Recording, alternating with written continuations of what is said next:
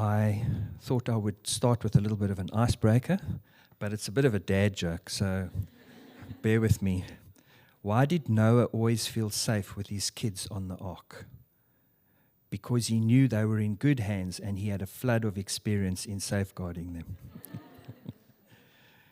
In a world where trust is often betrayed and innocence threatened, it's so important that we equip ourselves with the knowledge and necessary tools to protect our youngest members from predatory harm. It's my honor to introduce Joe to you today, although some of you may already know Joe from our previous safeguarding workshop hosted here about 2 years ago already. Time does fly. Joe's expertise and dedication to the protection and safeguarding of our children is truly inspiring. Joe graduated from George Whitfield College, and she's now the children's minister at St. Stephen's in Cape Town. Joanne, as fondly known as Joe, is a Cape Townian from birth, and she heard the gospel for the first time at home and then again in her local church. Whilst she asked God for forgiveness in primary school, she continued to live for herself. It was in high school that Jo began to rethink her commitment to Christ following the St. James Massacre in 1993. Walking alongside friends facing the loss and devastation of that event was instrumental to Jo's conversion and subsequently led her to decide to study at GWC. And, of course, to move into a life of ministry and dedication to the gospel. Jo loves working with people. Sharing the gospel with children is one of her passions. And when relaxing in her downtime, Jo loves to go to the beach, watch documentaries, and enjoy a good road trip. With Jo's guidance, we will delve into best practices, practical strategies, and explore the spiritual imperative behind safeguarding our children.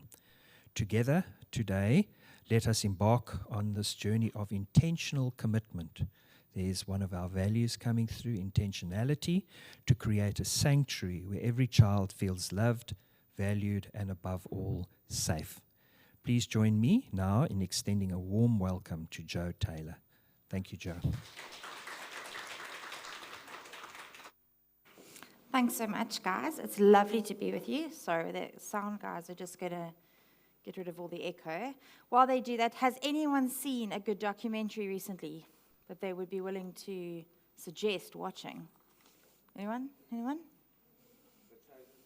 The Chosen? It's a little bit of poetic license in that one, but I guess it is an autobiography of sorts. My shocking documentary that I always tell people I watch that always surprises people is that there's a 2-hour documentary on the font Helvetica, which actually is brilliant and worth watching. It talks about how we're impacted by fonts and design in our world. And everyone laughs at me when I tell them to watch it, but it's really good. It is 2 hours, though, about fonts. So bear that in mind when you go watch it. But it'll change the way you think about everything that you see around you all the time, including the traffic signs, which is interesting. Guys, it's an absolute privilege to be here. Thank you so much for making the commitment to be here on a Saturday morning. I know lots of you were thinking of doing the ultra, but instead thought, let's do child safety. Let's work on that. Well done for making that difficult choice. It's wonderful that you're here. I have been in kids ministry for 24 years, and full-time, and before that I served as a volunteer as a teenager. And I need to be honest that although we had an incredible children's worker, somebody that had mentored me, Kim Thompson, who then became Kim Bell, some of you might know her and her husband are involved in mustard seeds material. Although we did have that incredible model, and there certainly was lots of safety, I don't think we ever formalized anything in kids ministry back then. I think you kind of went ahead and tried to make sure nothing went wrong.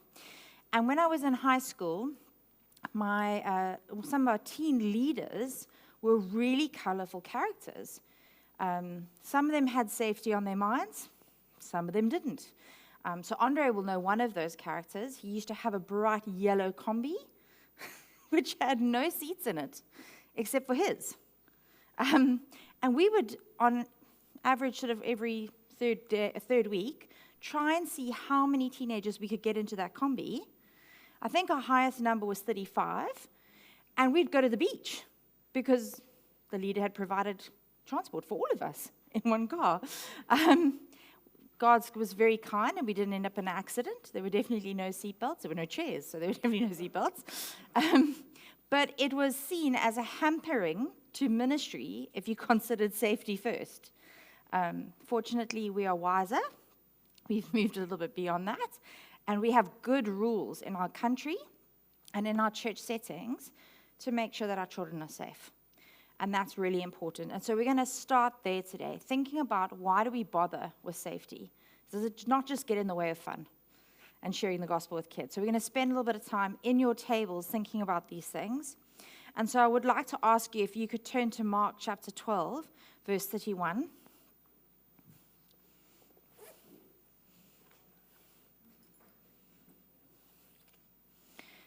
And would somebody read it for us, please? Mark chapter 12, verse 31. Love your neighbor as you love yourself. There's no greater commandment than this. The first one is obviously love God, and then love your neighbor. What do you think that tells us about the way God wants us to interact with one another?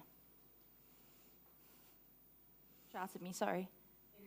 In love. So it's interesting, he doesn't say tolerate each other as you would have people tolerate you. It says love. So what does that mean about the way we interact with each other and the way we care for each other? Yeah, other person's best interest before you. Certainly in the Bible, love has a sacrificial element to it. Absolutely. Yeah, absolutely. Yeah. Would you say it's loving to not be safe with children? Would that be a loving thing to do? So imagine a bunch of children, and you go for a walk up the mountain, and you know that the mountain has a very bad path, and you think, oh, we're just going to take them because it's fun anyway, and never mind the fact that lots of people have been having accidents on that mountain. Would that be a loving act? No, we wouldn't define that as love, would we? It would feel careless. Definitely not loving. I want us to also spend some time just thinking in the Old Testament in Deuteronomy chapter 10. So let's go there now. Deuteronomy 10, verses 17 to 19. Let's have a look at that verse as well. This is a verse where God is telling his people how he is going to expect them to live in the land he's giving them. And he says something quite remarkable about a group of people who will be in that land with them. Is anyone happy to read it for us? Okay, so there's a very historical geographic context to this. They're going into the land, and there will be people who are not part of the Israel ethnicity group who will join Israel. We see that in the story of Rahab, right? And we are told that when they join, this is how you are to treat them, okay? But I want you to see what's behind the actual instructions here about God's character. Who is he concerned for in this passage? Vulnerable people, isn't he? So it would have been very easy for a foreigner to come to Israel and be mistreated. We see that in our own country, don't we? We see foreigners who come to our country because they're desperate for help. They come from contexts where it's almost impossible to live, and they get taken advantage of. God's heart is always for the vulnerable. He wants to see how we care for them. Later in the Old Testament, God says that he would prefer the love for widows and orphans, the care of widows and orphans, over sacrifices. Because actually, that shows your heart and understanding who God is more than the sacrifices. I want you to see that our God is very concerned about the vulnerable. So we could run the best kids program here, have the best playground. It is an awesome playground when I drove past it. Great playground, awesome opportunity, great resources. Kids go home with full color, crafts that they can do at home, takeaways, all those things. But if we don't care about those children's safety, we're not actually caring for the vulnerable and not taking care. So let's think a little bit about our world and why there's a need to care. I call this the ick part of training because what we're going to talk about for the next little while is ick. I apologize for that. But it's really important to understand actually the consequences of living in a broken world and what that looks like in South Africa. So in your booklets, you have a bunch of percentages on your page. I find percentages go over my head if I don't see them visually shown. So I'm going to make us stand up and do some stuff so we can actually look about what it looks like in a room, if that's okay. If one of these percentages is something that you've personally experienced, this could be a little bit triggering for you, just to be mindful of that and to say, you're not standing up because I know about that experience. You're just standing up because I'm counting numbers in the room. So just be mindful of that. All right, so let's have this table and maybe Annette. Would you stand up as well? So everybody stand up here. Okay, so the first stat is 43%. And that represents how many people in South Africa would have described experiencing abuse as a child. So if you're in a room like this, 43% will have experienced some sort of abuse as a child. Okay, grab a seat. Does anyone have anything to say about that stat? Surprise you? Not surprise you? Thought it was higher? What do you think?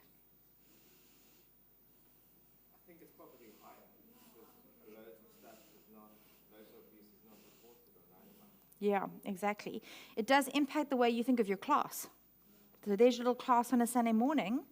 Half of those kids might be experiencing active abuse in some form, whether it's school, home, a sports club. Where you talk to them and the way you think about their behavior in a class is suddenly going to change. Okay. It also means the way we love each other as a team should change.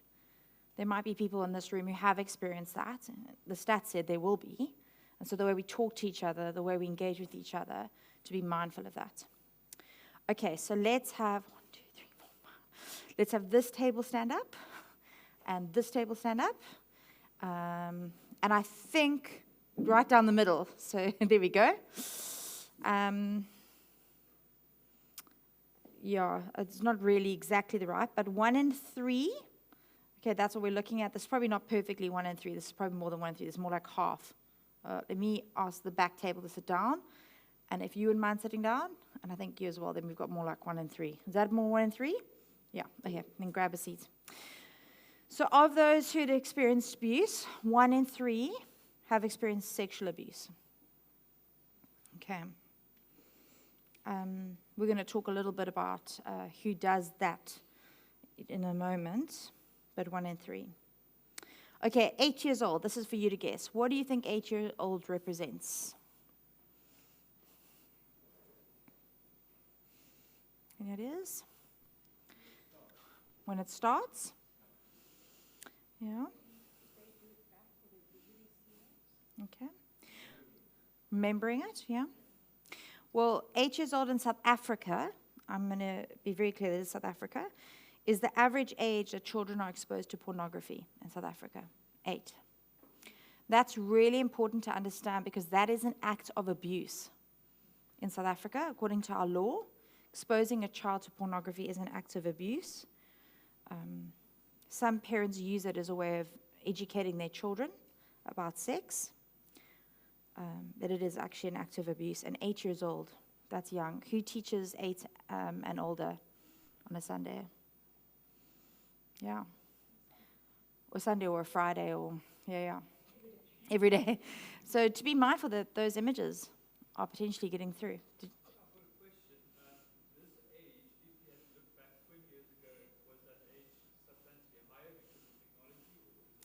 Yeah, absolutely. So there's a lot of accessibility now that wasn't accessible before. And so obviously, so a friend of mine who's about maybe 10 years older than me, he talks about how when he was a teenage boy, him and his friends would spend hours hatching plans on how they were going to go to the cafe and get a dirty magazine. And it was like a month-long project. They had to save money in a way that they couldn't show their parents they were saving money up for it. It was this whole thing to try and access something. And there were lots of safeguards all the way along that road. And also just the difficulty of it meant that they often would be like, no, we're not going to do this. Whereas now there's a curiosity. What do you guys do when you want to know how much ice cream is costing a Pick and Pay? You Google it. What do you think children are going to do if they want to understand something about sex? they're going to Google it because that is their knowledge base. It's a curiosity. It doesn't always start off as something dangerous. They start off with just a curiosity, and then it leads them down a road. Okay. So definitely, and a lot of that is despite safeguarding. That's what we're saying. So a lot of people have things on computers that do safeguard, but what's really sad is that those who are trying to access people have ways around the safeguarding. So they'll have things like VPNs that bounce what they actually are, what the site is, and so when you Google it, your safeguarding will let it come through, but actually it's something more dangerous. So, okay, 15.8 billion rand. That was the cost of child abuse in South Africa in 2015. 5% of our GDP went towards navigating child abuse. So that means police forces, lawyers, social workers, foster care situations, all those sort of things. That is a lot of money. 75% represents those who experienced abuse before the age of 15. So the majority of those who experience abuse before 15. 90%. This one is the one that really is the most scary, I think. 90% of child predators identify as religious or highly religious. So they claim they'd be Christian, they believe in a God, and they would go to church. Yeah, how does that make you feel? Yeah. I think we have this mindset, not all of us, but for those of us who've experienced safe spaces in churches, we have this mindset that church is fundamentally safe. And this stat blows that up, right? This stat says actually, fundamentally, church is unsafe because people who would prey on children find church a great place to go. Often they're exposed to children. They get to watch them in an open setting with nobody holding them accountable. Yeah. That shouldn't stop us from fighting to make our church a safe place. I give it to you just so that we don't have this mindset that it doesn't happen on our watch, okay? And it doesn't happen amongst us. 75% of child sexual predators attend church regularly. Regularly attend church. So that would be more than 3 times a month. 3 times a month is considered regular. And the last one, 93%, represents child victims who knew the perpetrators in some way. Which again is not what we believe, right? We think it's a stranger out there. Actually, the stats tell you it's more likely to be someone you know and you trust. Okay. Ick. When you read these stats, it's really hard. Yes. Yeah. It's a good question. I don't actually personally know the stats on that. I can do some research and find out for you. I do want to say that I know of some churches in South Africa. So I have connections across different denominations and churches, and there are churches in South Africa who have people on the sex offenders register for acts of abuse against children who attend church, who've come out of jail and who claim to have been radically changed in their orientation. It's worth saying the stats say that you don't. It's whether you act on it. But who want to go to church. And churches often will be like, how do we get this person back into church so they can hear the gospel, but how do we keep our children safe? And that actually, surprisingly, is a question I get asked a lot. I would think that would be once in a blue moment that I get a phone call getting told, how do I do this? But actually, it's quite often, this person has been convicted of this, but they're wanting to come to church. How do we navigate it? Who do we have to tell? Who do we not have to tell? Yeah, so thinking through. Andre, yeah. I would also say, perhaps, Caitlin, that predators know that churches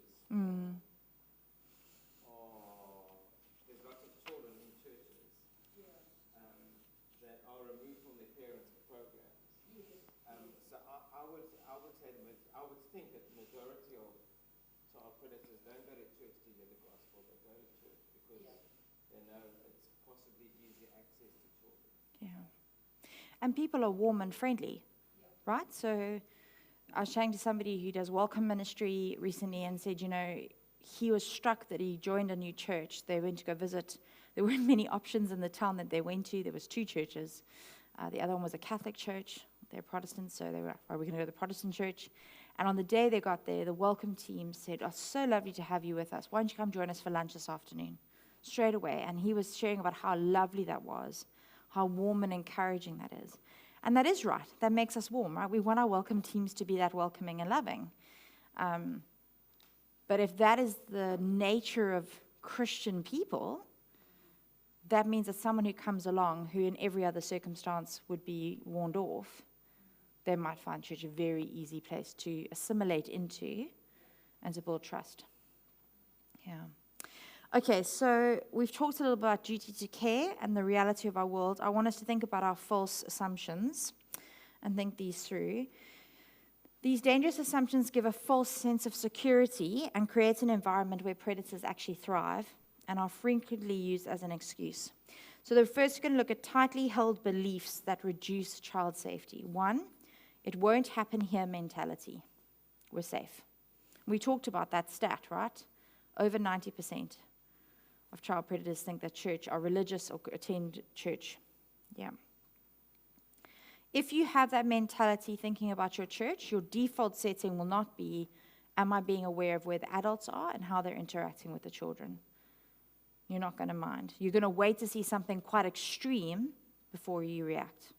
And often there are lots of little red flags that we miss along the way. Another held belief, I would know if somebody wanted to harm children because we're a small church. We know everybody. Okay, again, 93% of children knew the person who abused them. I don't need to check backgrounds. I know everyone. Okay, yeah, go for it.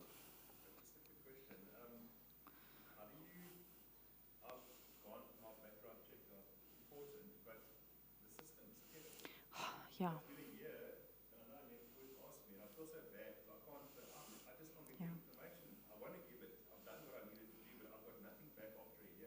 It's exhausting, isn't it? And it's frustrating because you want to protect children. So we go through a third-party company. They tend to speed up a little bit more than through the traditional channels. But at the moment, the Department of Justice is sitting with a 3 to 4 month backlog dealing with the SOR check. So remember, there's 2 checks and there's 1 clearance certificate. You get a police clearance and you get 2 SOR registered checks. So, an SOR registered check and a child protection check. I was just sharing earlier, the reason we do 3 checks in South Africa is because of the way our legal system works. So what happens in South Africa, the conviction rate in abuse is actually really low.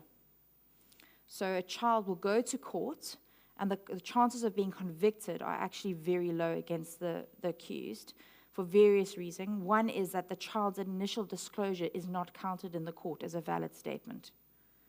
It's something that advocates at the moment are fighting for in our judiciary system, to allow that initial disclosure to be entered as testimony in a court case.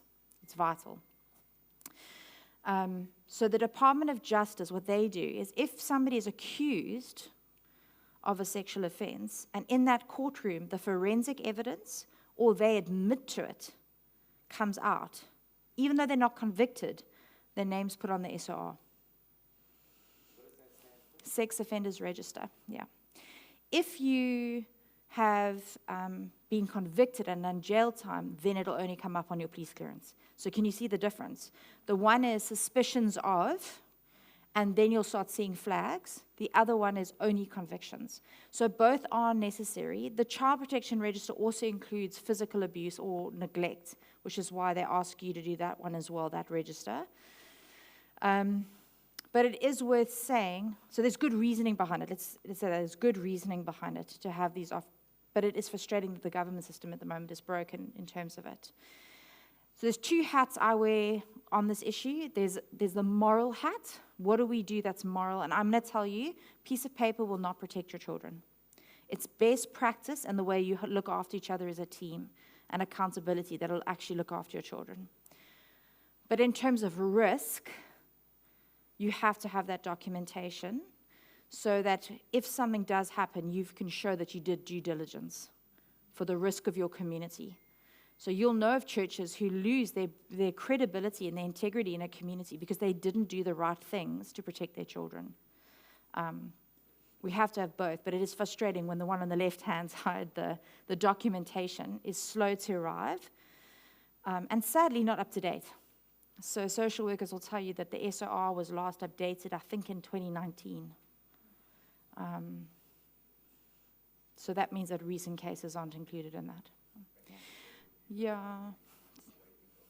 So what I do, which we have taken legal advice from, is that if we are doing renewals, because you're supposed to do it every 2 years, which again is quite a thing. Every 2 years, a case for child abuse takes longer than 2 years to go through a court system. But every 2 years, you need the documentation. We say that if it's based on a renewal, you can carry on serving. You've submitted the renewal. We're comfortable with that, we know. Because we know that actually it's best practice that looks after children. It's not actually the piece of paper that'll keep the kids safe. So if we've shown submission of documentation, we're happy to continue. We use a third-party company called The Guardian. They tend to be a bit faster, and at least they can give you a police clearance within a week. So you get that within a week, a document. So I would consider maybe changing them. I was saying earlier, we're going to have a screening date. I think the church is going to be in the northern suburbs that we're going to be doing that at one day after work. And so maybe if you need to come along to that, they do it faster. Yeah. Okay, the other thing is a lack of child protection policy, which would be a set of guidelines describing how you intend to protect children. Now, you have those documents. I know you have in this church, which is wonderful. It provides a defined set of working principles, so everybody knows what they're supposed to be doing. That's really important. It's really hard to hold someone accountable if no one knew they weren't supposed to be doing that, right? So my friend with the combi, no one could hold him accountable because actually there was nothing within our churches that said, please don't squish as many teenagers as you can in a combi with no furniture, no seatbelts. And so he wouldn't have been able to be held accountable to that. It would have just been one of those, is it a wisdom issue? I think we'd all agree it wasn't a wisdom issue. Operating without a set of child protection policy is a really bad idea. For one thing, it actually is increasingly becoming a way that families who are looking at joining churches evaluate your church. So the stats tell us that people are more likely to come to your church if you have a child protection policy on your website. So when they come and look at you to find out where you are, what you're about, if you have a CPP on your website, they actually will make those families more likely to come visit you, because so many churches don't. And I've had people who've joined our church and said, I was going to this church, I asked them about a child protection policy. I asked one of my Sunday school teachers of my child, what is the child protection policy? They didn't know what that was. So we decided to leave. I can't blame them. If you don't have a plan to keep children safe, they're not going to be safe. Okay. We're almost out of the ick. Everybody all right? I did a gender-based violence talk on Crosswood Youth Camp, teen camp, about 3 years ago, and we made sure we had lots of chocolate, because there was lots of ick. The chocolates take the icks away. I don't have any chocolate for you, sorry. All right, so let's talk about identifying predators. Who are they? So these are some of the categories. They're friends, they're family, they're acquaintances, they're community leaders, they're business owners, they're volunteers, they're teachers. The list goes on. There is no stereotype. Both young and old, from different walks of life with diverse levels of education, economics, family structures, history, and experience. 80 to 90% of offenders are male, 10 to 20% are female. That's worth just letting it wash over you, because I think traditionally, particularly in a South African context, we think of predators only being male. Yeah, so I was going to say it also includes child-on-child abuse. So a lot of abusers are children who are acting out abuse that happened to them. The way they process it is to act it out on another child. And so that's why some of our CPP stuff has been revised. So about 12 years ago, the CPP said no leaders in a dorm for camps. We've gone, no. We want a leader in that dorm so that there's not child-on-child abuse happening. But then we want to make sure that that dorm is safe. And how are we going to do that? Well, we're going to have doors that are interleaded, that are open and things like that to make sure. So when we go on camp, all the camp doors are left open. The children go into the bathrooms to change. They don't change in their dorms. They change in the bathrooms. The leaders change in the bathrooms. They don't change in the dorms, all those sort of things. And again, that's changed. When I went on Crossword Youth Camp back in the day when it was still called CISA Camp, the guys' showers were just a long row of shower heads. And they used to just go and shower all together, and it was considered okay. And I reflected on it the other day because I had a 13-year-old cousin who went, and he would have showered next to one of the 35-year-old leaders. What a terrible situation. I'm always amazed that you have these blind spots, and then when you see them, you're like, oh my goodness, what were we thinking? All right, let's talk about, we're still on the stereotype. Often identify as religious or highly religious, attend church regularly. We've talked a little bit about that. And then participate at all levels of an organization. Actively seek leadership roles. So they don't lurk in the corners of church. They tend to be like, I'll serve. I put my hand up. Okay, and then also age. Like I said, there's often child-on-child abuse. Most often that is processing an abuse they have experienced. Although, interestingly enough, with the increase of pornography, a lot of that is acting out what they've seen in pornography. It's not actually an active abuse situation they've experienced other than visual, and they're acting it out. Okay, environments at risk. Thinking about what are the environments that we have in local church. So isolation, if you're an isolated person, you're more likely to be at risk. Or you create isolated pockets in your church community, spaces where adults can have access to children and nobody can see or be held accountable for that. A lack of screening.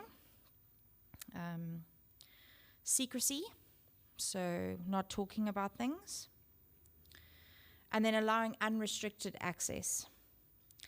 So you should know the word by now, it's super pop culture, word pop psychology. The word grooming is a very popular word. It's used in a helpful way a great deal now, almost as a joke, but it is a very serious technique that predators use.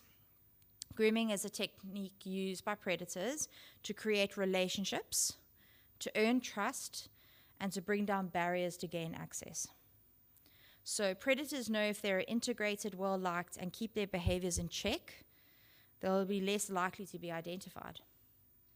It'll also be difficult to speak against them if an accusation arises. So, for example, they'll be part of a life group. So now they're all part of a life group, and your life group goes away on a holiday. And on that holiday, there's no behavior that makes you have any red flags. But then maybe further down the road, something happens, and now because of that relationship, you allow your children to go to their house because you trust them, and they're part of your life group. And they've now gained access, and thinking about what that looks like. Okay. It's hard because we do need to create trust amongst ourselves in the local church, but thinking about what does that access look like, and to what level do you allow people to have access to your children. So we have leaders who are amazing. I love our leaders who really work hard at building relationships with our kids. I say to them, you want to get to know the families, but don't ever be there when the families aren't. It'd be lovely if you could do babysitting and things like that, but actually for the sake of your ministry, don't babysit. Because actually you're then in an unsafe environment. Be there when mom and dad is there. And make sure that's when you're spending time with the kids. Okay. That's really hard to get babysitters though, can I just say that? It does make it hard. And we do have some exceptions to those rules, but then I say to the parents, this is your decision, just so you're clear. The risk is, I'm telling you that I have this person as a leader, and the background checks we do with them means that they're safe, and the best practices we have on Fridays and Sundays mean they're safe with your kids. I'm not in your home when they're babysitting. That is your choice. I make that very clear so that we don't have any confusion between me endorsing them or not endorsing them. Okay. Often there's zero accountability in church. We're too scared to talk to each other, to potentially raise concerns about behavior. And so we don't speak up. We don't say, hey, I'm uncomfortable with how affectionate that child is on a Sunday morning with you. It's not how the rest of the group behave. Please, will you figure out a way that they don't climb all over you or sit on you on a Sunday morning? They're not your child. And having those frank conversations, it's really awkward to do, but it's important. If there's low transparency or minimal discussion, which you just said, and then lack of training and education. But you guys are all being trained today, so you're going well. All right, so there's a strategy that we use. We call it a 3-part strategy to keep children safe. There's appropriate leadership. So the person should be a Christian, servant-hearted, legally able, and teachable. By legally able, I mean have been cleared by those police documents, right? And teachable. I think teachability is the biggest red flag when it comes to child safety for me. There are people who always think they know better than the rules. And if there are those people serving in kids ministry, I would reposition them out of kids ministry. You want somebody who's willing to be teachable and listen to the rules, even if they don't agree with the rules. Okay? Because it is that lack of teachability where danger comes. Because they think they're above the rules. Yeah.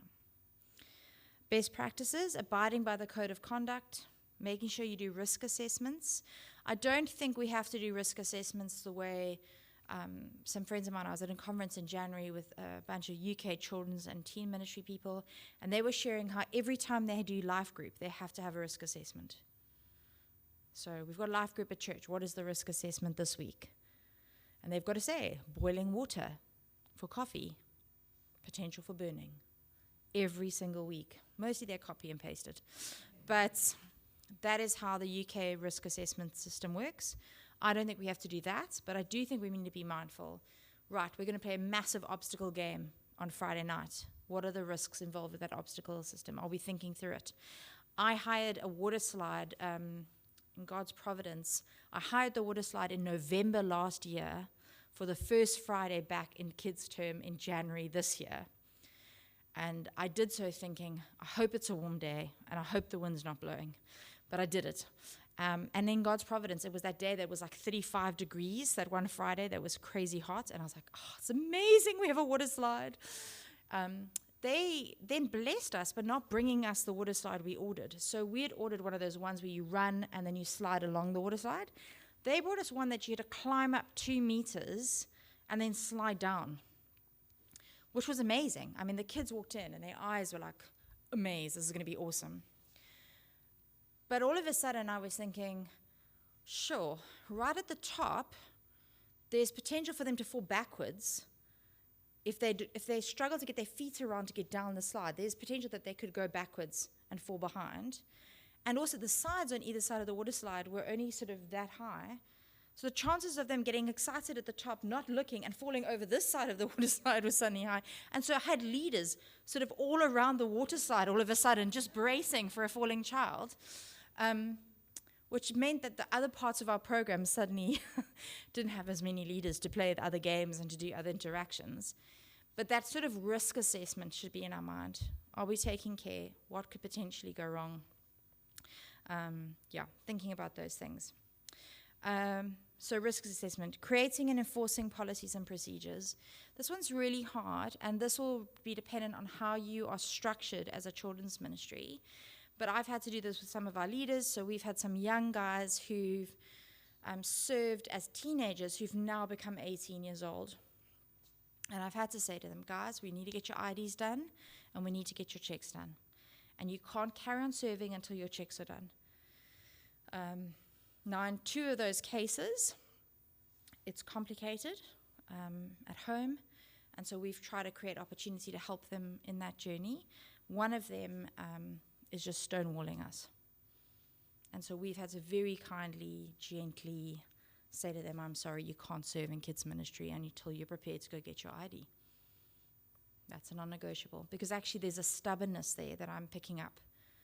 So it's not like a willingness to do it, but they can't. There's a stubbornness about their heart there that I'm going to have to push back on. And that's where the enforcing part is important. So thinking about your structures, who makes sure that you're doing the right thing. And then safe environment. Is the building and the areas where the children are going to be safe? So a friend of mine was telling me that she inherited a church community in Sheffield in the UK. When she went to go look at the church, she was really excited. She'd heard great things about their children's ministry, got there, and in the creche were a whole bunch of broken plastic toys that were really sharp. She picked up one and she ended up bleeding. The first thing she did when she arrived was throw those away. And she got into so much trouble for it because they were beloved toys. They'd been there obviously for many, many years. They were well broken. She had gone to a second-hand sort of Oxfam donation thing and got a whole bunch of new toys that were safe, not broken, brought them in. The wound was healed very early on, but she wouldn't tolerate broken toys just because they'd always been there. It's a simple thing, right? Who checks your toys regularly? Who checks to make sure that there's nothing in the baby room or the creche that has buttons or something that a child could suck off and choke on? Who checks that the toys aren't broken? All those sort of things. We need to be a safe place spiritually. So in South Africa, in the Children's Act is a line about spiritual abuse. But there isn't much case law yet about spiritual abuse against children. That is because that's how the law works. A law is instituted and then case law builds up what is meant by that term. In Norway, some friends of mine work in Norway. In Norway, it is spiritually abusive to tell a child they're a sinner. How do you teach them the gospel?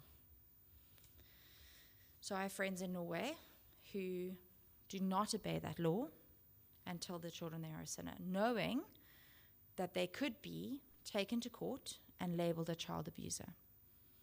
And they take that risk. Because in their mind, telling a child a sinner is intricate in telling them that they need to hear about Jesus. So not just the word sinner, it's the concept of sin. You cannot tell them that they are needing someone to save them. That I don't think is going to happen in South Africa. I think we have enough traditional thinking in our country that will not allow that to happen. Certainly because of our real multicultural community. Norway is very homogenous in their thinking, and so that's why that's been allowed. But there are things that are going to start coming up. So certainly the guy who sprayed doom in everybody's face, that would be spiritual abuse. Would you agree? Yeah, he sprayed doom directly in people's faces, claiming that it would heal them and have spiritual properties. That is spiritual abuse, and that should go in the books, right? So please don't spray doom in the children's faces. But spiritual also includes financial claims. So if you give your money for this, then God will save you. That would be spiritual abuse. And then asking for favors from children for spirituality, prayer. If you do this, then I'll pray for you. Okay, and then emotional abuse. We've talked, I think you're probably all mindful of emotional abuse. It's spoken about a lot in our world. And then also inclusion. Is your community a place where people can come to church? At the conference I went to in January, we talked about being made in the image of God, image bearing, and disability. And one of the electives I went to talked about how many churches actually disable people from attending because of the way their buildings are working and the way their buildings have access. Things are changing in different countries. Our building code is slowly changing to consider disability. But thinking, do our buildings make it possible for children with disability to come in? Do we have spaces for children? Not only physical disabilities, but also neurodivergent needs, right? So that they shared about a story about a child in their community who is ASD, So ASD means that you're on the autism spectrum. This child is non-verbal. The parents came to the church and said, we have not been in church for 5 years because our child cannot handle the noise of worship, cannot handle the amount of noise and buzz from people in the room, and so we've just stopped coming to church. But recently felt convicted that we need to be in church for ourselves as well. Fortunately for them, the children's work at that church had some disability training. She created a sensory room for them, which was a little bit like a baby room or a cry room that had soft spaces in it. The sound was turned down, and she got headphones for the parents. So the parents could hear properly everything that was happening in the main building. That child, however, had a softer, quieter space for them. There was less light. It was quite dim, the light. And so they could actually go to church as a family. For that family, it was life-changing, and they were so grateful. Every other time, our church had said, we're not prepared to help you come to church. You're on your own. Sorry. If you don't fit our box, you can't come. Yeah. So you don't want to have a sensory room if you don't need someone who needs a sensory room, although some of your church workers might be like, I need the sensory room just for an hour. You don't want to be overzealous in preparing for every possible thing, but you do want to consider wheelchairs. What if we have children who have wheelchairs? How are they going to get into our buildings? How are they going to get to our kids' programs? Most of the churches that I know, their children's programs are upstairs.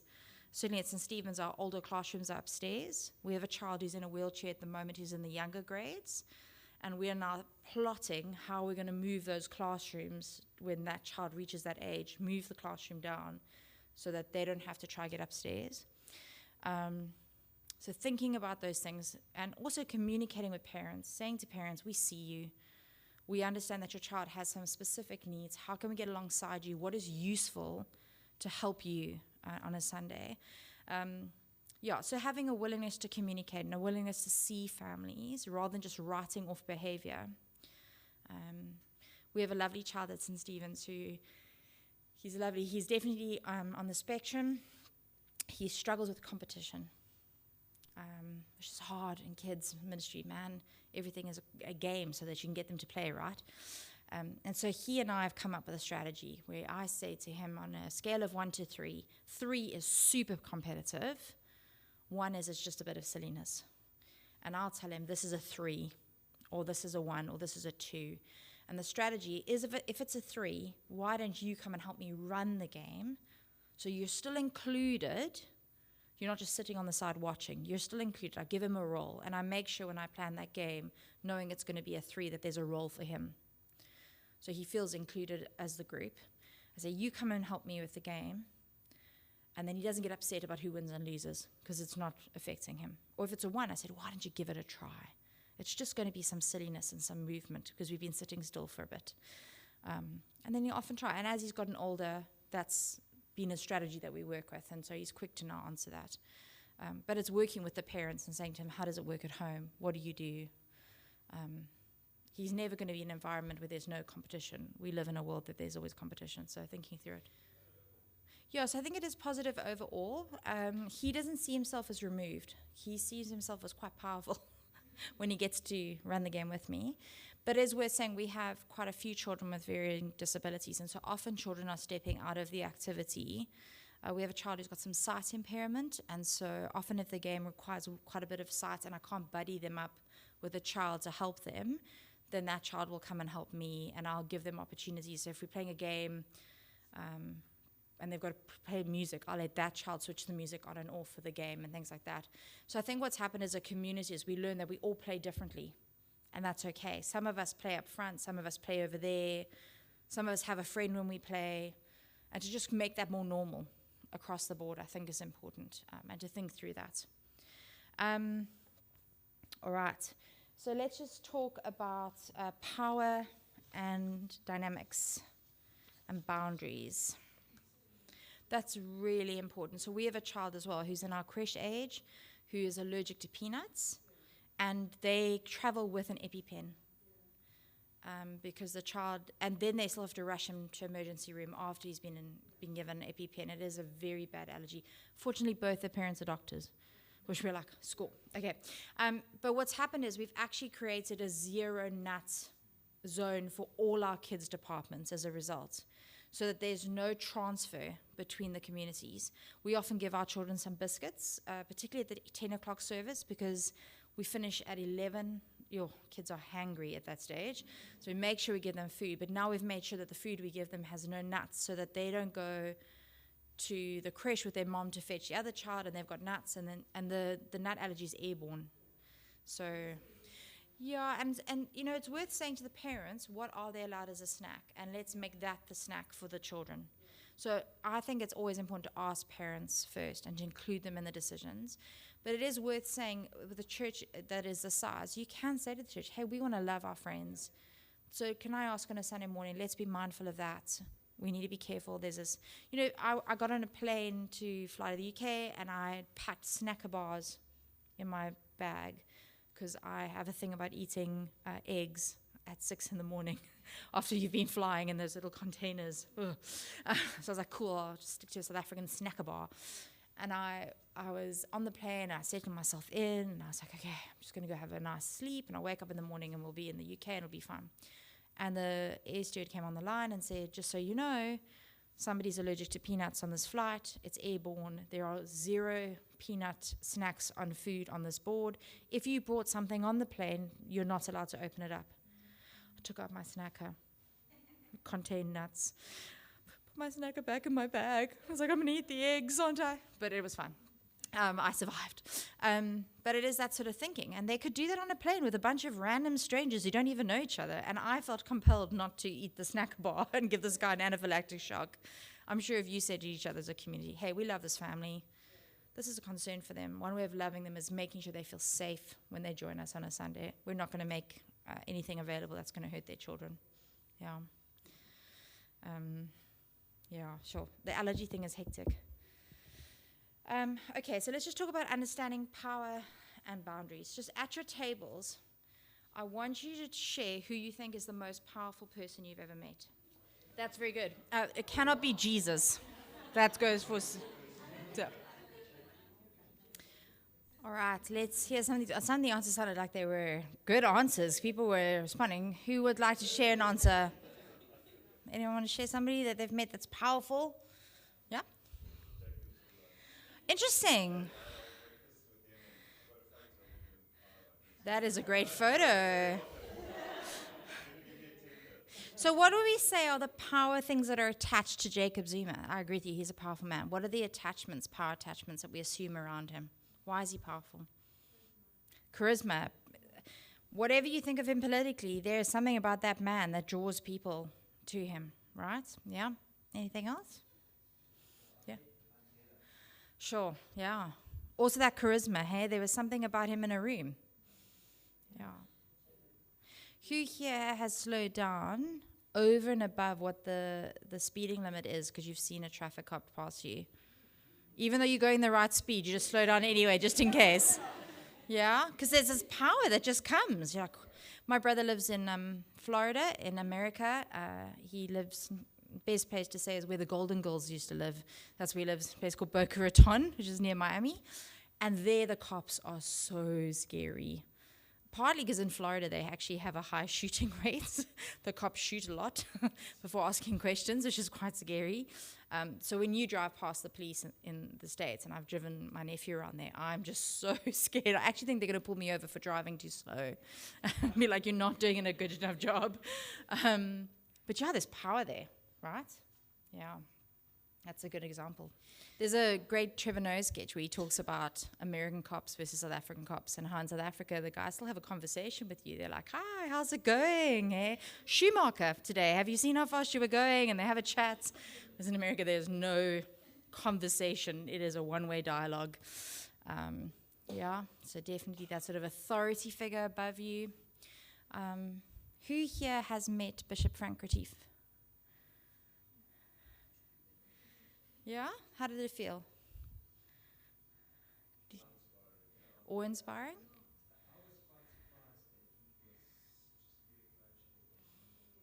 But you were surprised by that, which meant you came in.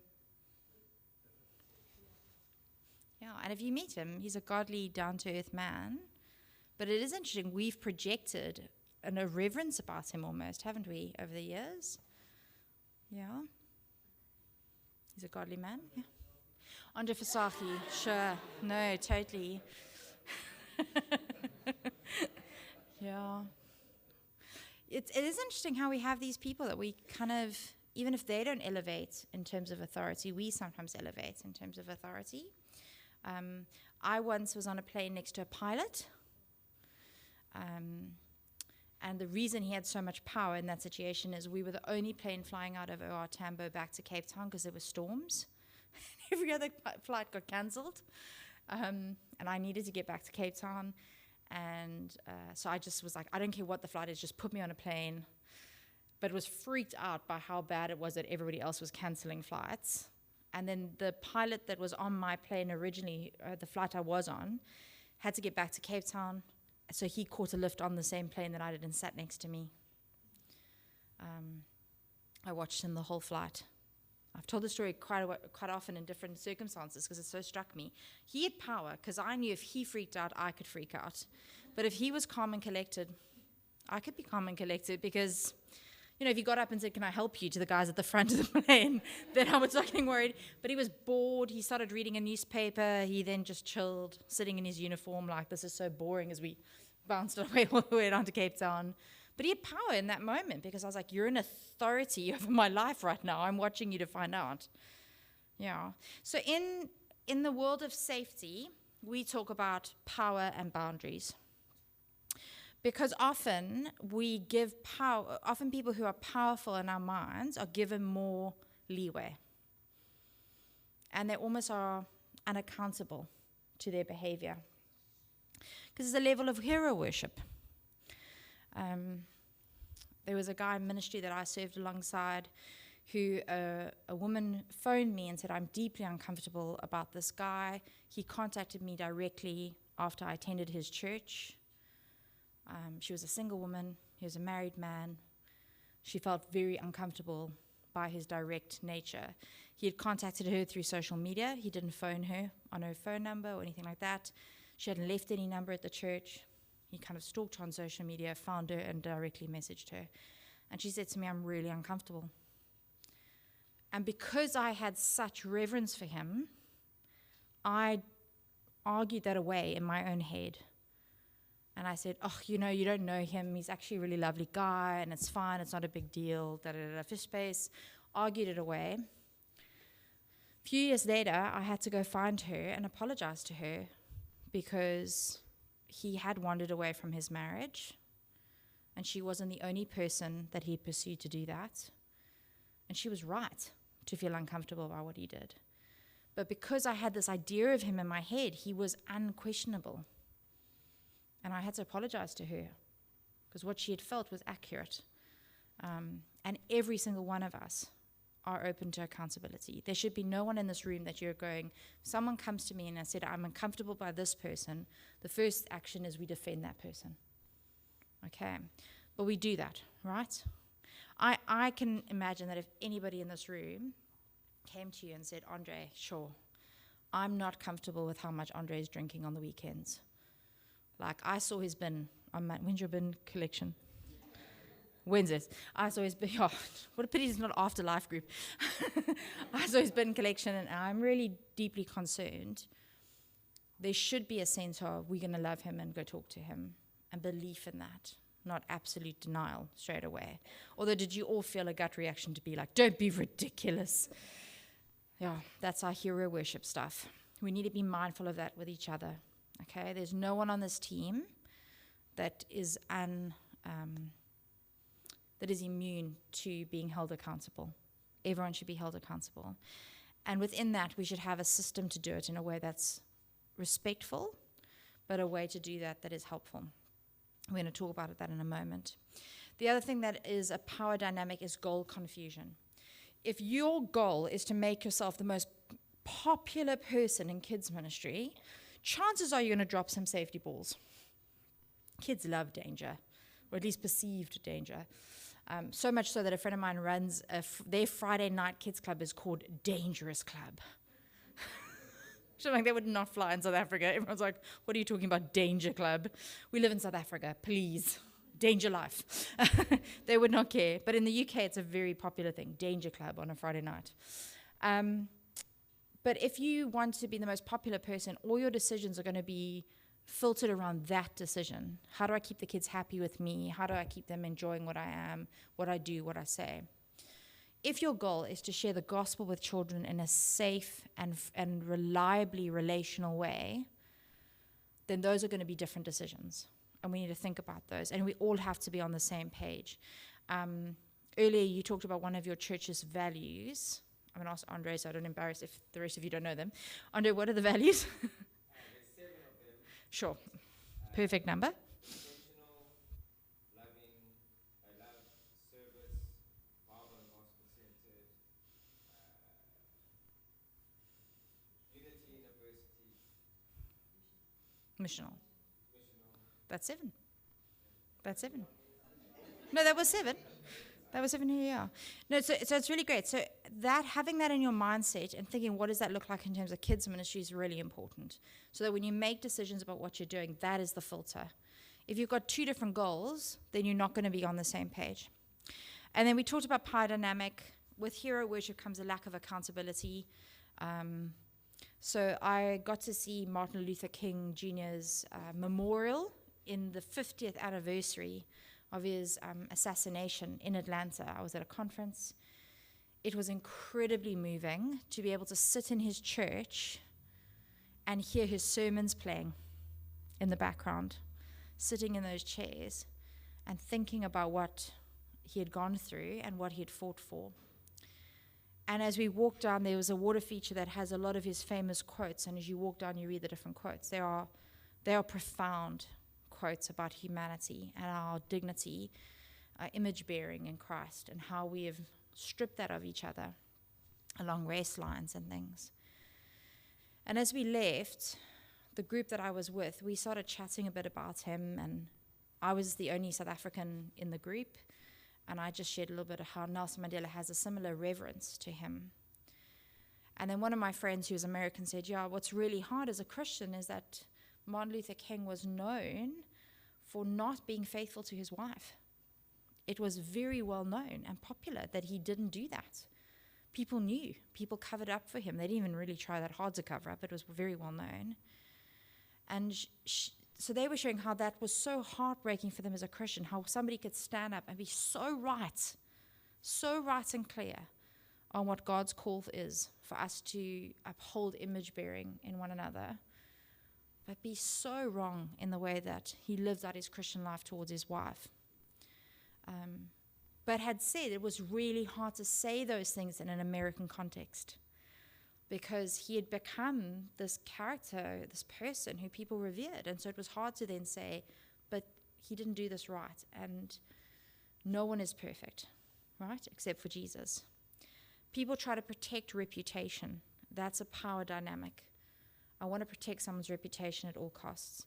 We've just, sadly, globally, I think we've lost such a great thinker, Ravi Zacharias. When he died, all this information came out about him, and sadly about people who protected his behavior rather than protecting him by calling him out of that behavior, and how many people were re-victimized because they came up and said, this happened to me, and then people told them it never happened.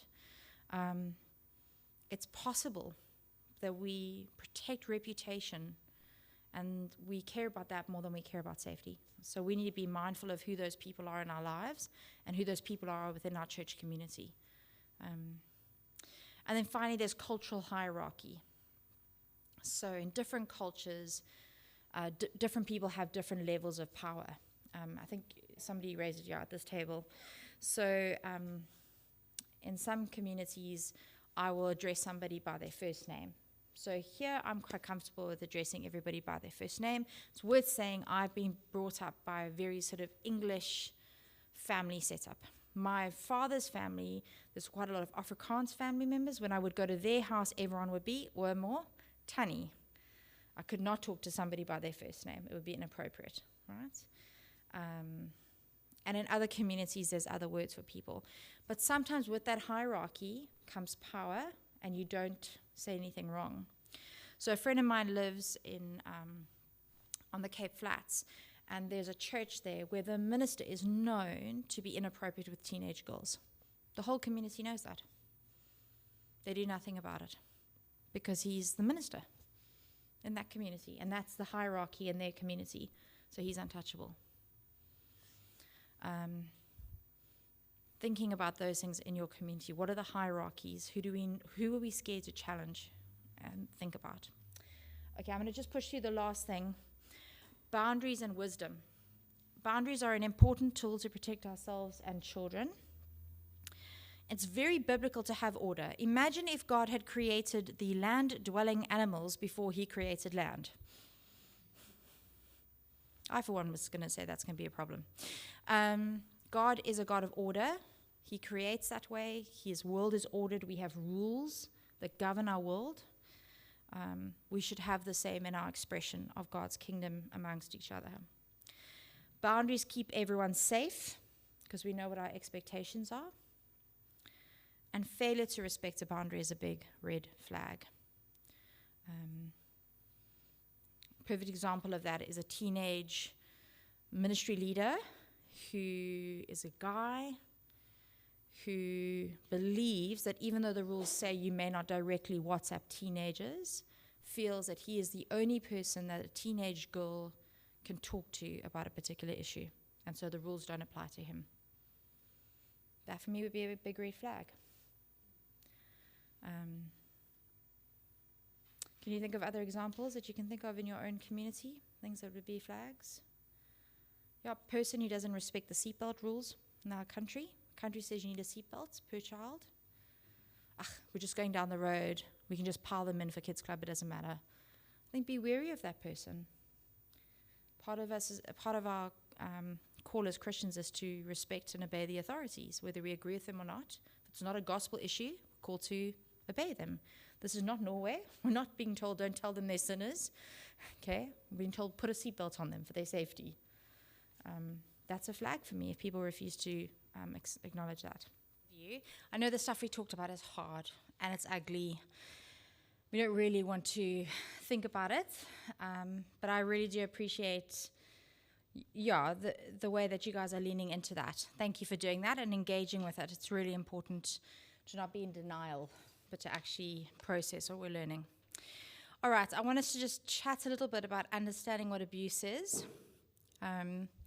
These are sort of legal definitions, and so we're going to do a little bit of that. So understanding abuse. Any behavior that's used to gain and or maintain inappropriate power and control over another person. So there's physical abuse, hitting, shoving, biting, slapping, punching, throwing people or objects, pinching, squeezing, restricting, choking, compelling someone to eat or drink, often preceded by threats. So now these obviously need to be thought through. Yes. My brother was probably the last year at Rondebosch where you could wedgie a guy and get away with it, right? So in his matric year, at Rondebosch they have a lawn that's called the matric lawn. Only the matrics are allowed to sit on the lawn. It's a big privilege. And there was a grade 8 who'd come to the school and really seemed to have, I would say, a death wish. He really kept poking at all the laws that gave matrics any sort of, I guess, status in the school. And so he made it his mission to get onto the matric lawn every time he could. And in my brother's year, they had started changing the rules, and so he would be escorted off the lawn. It's probably the best term to use. And then eventually, one break time, there was a scuffle, and he got really badly wedgied. And actually, he took the boys who wedgied him went and laid a charge of assault against them. And I completely believe it was appropriate. I mean, he was really badly hurt. And there wasn't their right to intervene in that situation. They should have got the school to get involved and say, he's not listening to the rules. Please do something through the school's disciplinary system. But they were a product of 40 years of matrics disciplining junior kids. So it didn't occur to them, things have changed, we shouldn't be doing that. So it was a combination of them not understanding the new system, and also not being tempered in what they did to him. So that was an age thing. So by the time you're in matric, you should know that giving someone a wedgie is actually can be assault and can do some serious damage to somebody and not appropriate, right? 4-year-old hitting another 4-year-old, that needs to be dealt with, but that isn't considered assault in the law. I mean, we've seen videos, right, of kids hurting their teachers in our own school. Was it last term or last year that teacher was shot? Kid took a gun to school and shot the teacher because she had failed some test of his. There has to be rules in school and safety. So, but I think you want to always go through the correct channels to make sure that happens. But yeah, so what I'm talking about are overarching definitions of abuse. So this could also be adult on adult. So the restricting one, obviously, this would be restricting somebody's access to a room or restricting them from being able to leave a space. Okay. Obviously, when it comes to children, you've got to be careful. They can't leave a space and go onto the road. That would be unsafe, right? We had a child who had a tantrum about something, and her sort of coping mechanism was flight. So the moment she was struggled with something, she would just run. And we had to restrict her movement because she would run into the road. And we have quite a seriously busy road in front of our church. And so we did have to restrict her. But what we did is we restricted her to the grounds of our church. So we let her run around the garden, but she wasn't allowed outside of that garden. So we didn't restrict her movement from more than that. But that is considered abuse. Choking, compelling someone to eat or drink, often preceded by threats. And then sexual abuse, groping, forced physical affection, kissing, fondling, penetration, exposure to or coercion to share sexual imagery. That last one, can I just say, is incredibly contentious at the moment, because you will know that teenagers share sexual images between each other. A 15-year-old boy asks a 13-year-old girl to send him a picture of some part of her body, and she does that. He can be held for child pornography and have that on his record for the rest of his life. That is significant. But you'll know that's very commonplace now with phones. A lot of our teenagers don't understand the seriousness of that. That's why phones are so dangerous, and interaction with teenagers on phones are so dangerous. And then WhatsApp came up with this incredible idea. Let's use disappearing messages. Then there's not even a trace that you've deleted the message that got sent to you. What could go wrong? Yeah, you can't even screen grab them. Disappearing messages you can't even screen grab. So I always say to all my leaders, please don't have disappearing messages on your phone as a matter of protecting your integrity, because it does show up on your thing if you've turned it on, and we'll see if you've turned it on, and actually that's safer. There's always a record on your phone if someone sent you a message. All right, so that's physical. Then in South Africa, neglect is also considered a form of abuse. So poor standards of hygiene, if you don't give first aid when it's needed, food or water withheld, unsafe equipment or transport, inadequate bathroom facilities, or lack of adult supervision. Are there any in there that are screaming out at you in a South African context that doesn't make sense?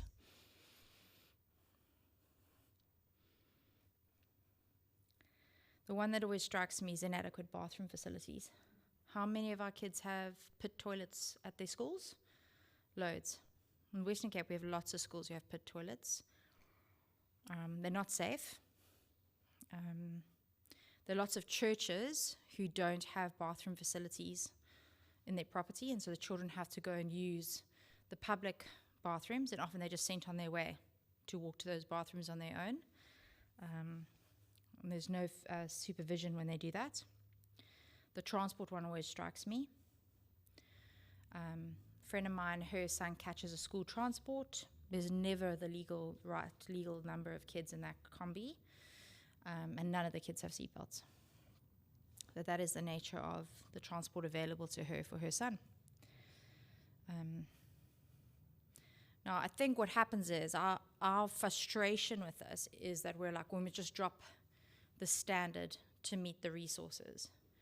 But actually, remember who God is. We must resource so that we can meet the standard. We want children to be safe. For them to be safe, they need a seatbelt. How can we make that possible? We need them to be safe. How can we make sure there's bathroom facilities that are close, that there's supervision of those bathroom facilities, things like that. And then spiritual, which we've talked about, which is manipulation for the sake of money or resources. And also remember, it's about perceived imagery. So what you think is sharing a child in a bathing costume at the beach, for you, it's just, oh, look what we did. We went to the beach this weekend, and you share a picture. Someone could take that picture and perceive it actually as a child dressed in quite sort of skimpy clothing and see that as a sexualized image. And so you want to be careful about what you share in those WhatsApp groups as well. So we generally only take big group pictures on camps and stuff of kids now. Generally, they always have their heads facing the opposite direction to us, so you can't see faces anymore. We have banned any photography. If we've got a swimming pool on camp and the weather's nice and the kids are swimming, we don't take any pictures at the swimming pool. We just don't do it because it's perceived stuff. And you know, with AI now, I remember the same headline in 2 weeks happened. The headline said, now with AI, we'll be able to predict cancer in people using DNA markers because AI was able to run a whole bunch of checks to be able to do that. That was the one headline. The next day, a whole bunch of Taylor Swift videos were sent out that were inappropriate that someone had used with AI to make her do inappropriate sexual things. And she was spending billions to get it off the internet. In the space of 24 hours, the best of humanity, the worst of humanity. I always say to parents, I don't think you want your kids' faces online as much as you can keep them offline. In terms of church community, you always want permission before you post anything. And we tend to only use stock photography for anything that's kids ministry related. We don't use our children to advertise our children's events. All right, I wanted to talk a bit about personal godliness. This might feel like a weird thing to talk about. We're talking about child safety. But I want to say to you that one of the best practices is you as a community holding each other accountable to being godly and growing in your godliness. You're more likely to keep children safe, actually, if that is your priority. So I want us to just look at this passage from Titus, chapter 1, 7-9. I'll read it for us. Since an overseer manages God's household, he must be blameless, not overbearing, not quick-tempered, not given to drunkenness, not violent, not pursuing dishonest gain. Rather, he must be hospitable, one who loves what is good, who is self-controlled, upright, holy, and disciplined. He must hold firmly to the trustworthy message as he's been taught, so he can encourage others by sound doctrine and refute those who oppose it. Just a little bit of context. Titus is writing this to a leader in the church, but the same godliness principles apply to everybody in the church. Okay. So I just wanted you to, in your tables, look at the list below. I've added some explanations. And just have a look at them and think which one takes you by surprise. It's okay if you're like, well, all of them are good. None of them is a surprise. That's good too. Yeah. Did anyone see on the list good at visual aids?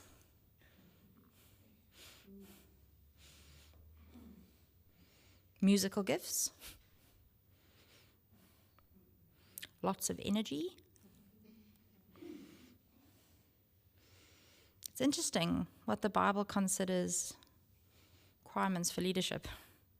They're not what we put down on a sort of shopping list for children's ministry here. It's because the Bible primarily is concerned about character before giftedness. And we forget that often, I think particularly with children, because I think we fall into the trap, and I use the word we because I include myself in this, that someone who's got high energy is exciting and just seems to understand kids, that's the thing, rather than a godly, mature person who's able to be relationally consistent with them and share the gospel with them.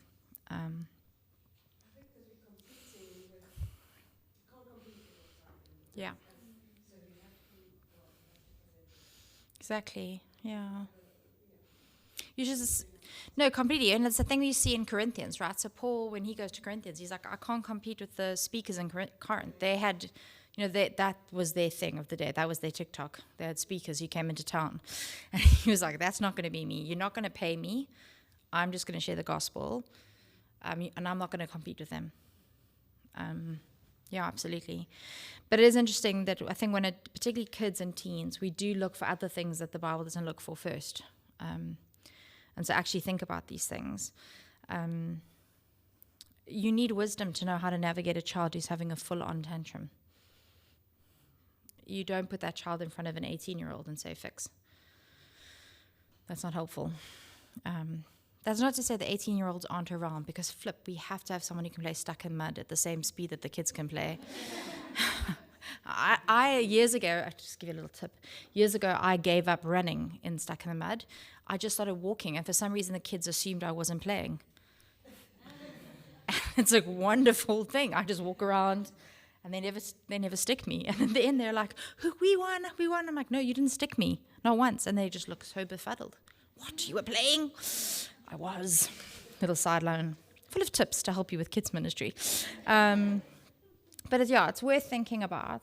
Your personal godliness is always more important than the giftedness you bring to that ministry, because it'll impact the way you work with each other, and it'll impact the way you care about those children. And so thinking through these things. All right, so now we're going to talk a little bit about some boundaries, about child safety. There are more, but I just want to highlight a few, particularly today, that I think are pertinent. So let's just talk about online behavior. The children and the parents of children in your group will definitely visit your social media platforms. Okay, that's without fail. I've had parents who've stalked my leaders and told me they've stalked my leaders online. Fortunately, my leaders have behaved. Well, actually, I know they behave because we have these rules. We think social media can be a great way to connect with parents of children outside of Sunday. Did you see that line? Parents of the children, not the children themselves. And children here is anyone under the age of 18. That includes teenagers. And that is hard, because you will get friend request after friend request from teenagers, because that's how they feel connection. But that is false connection.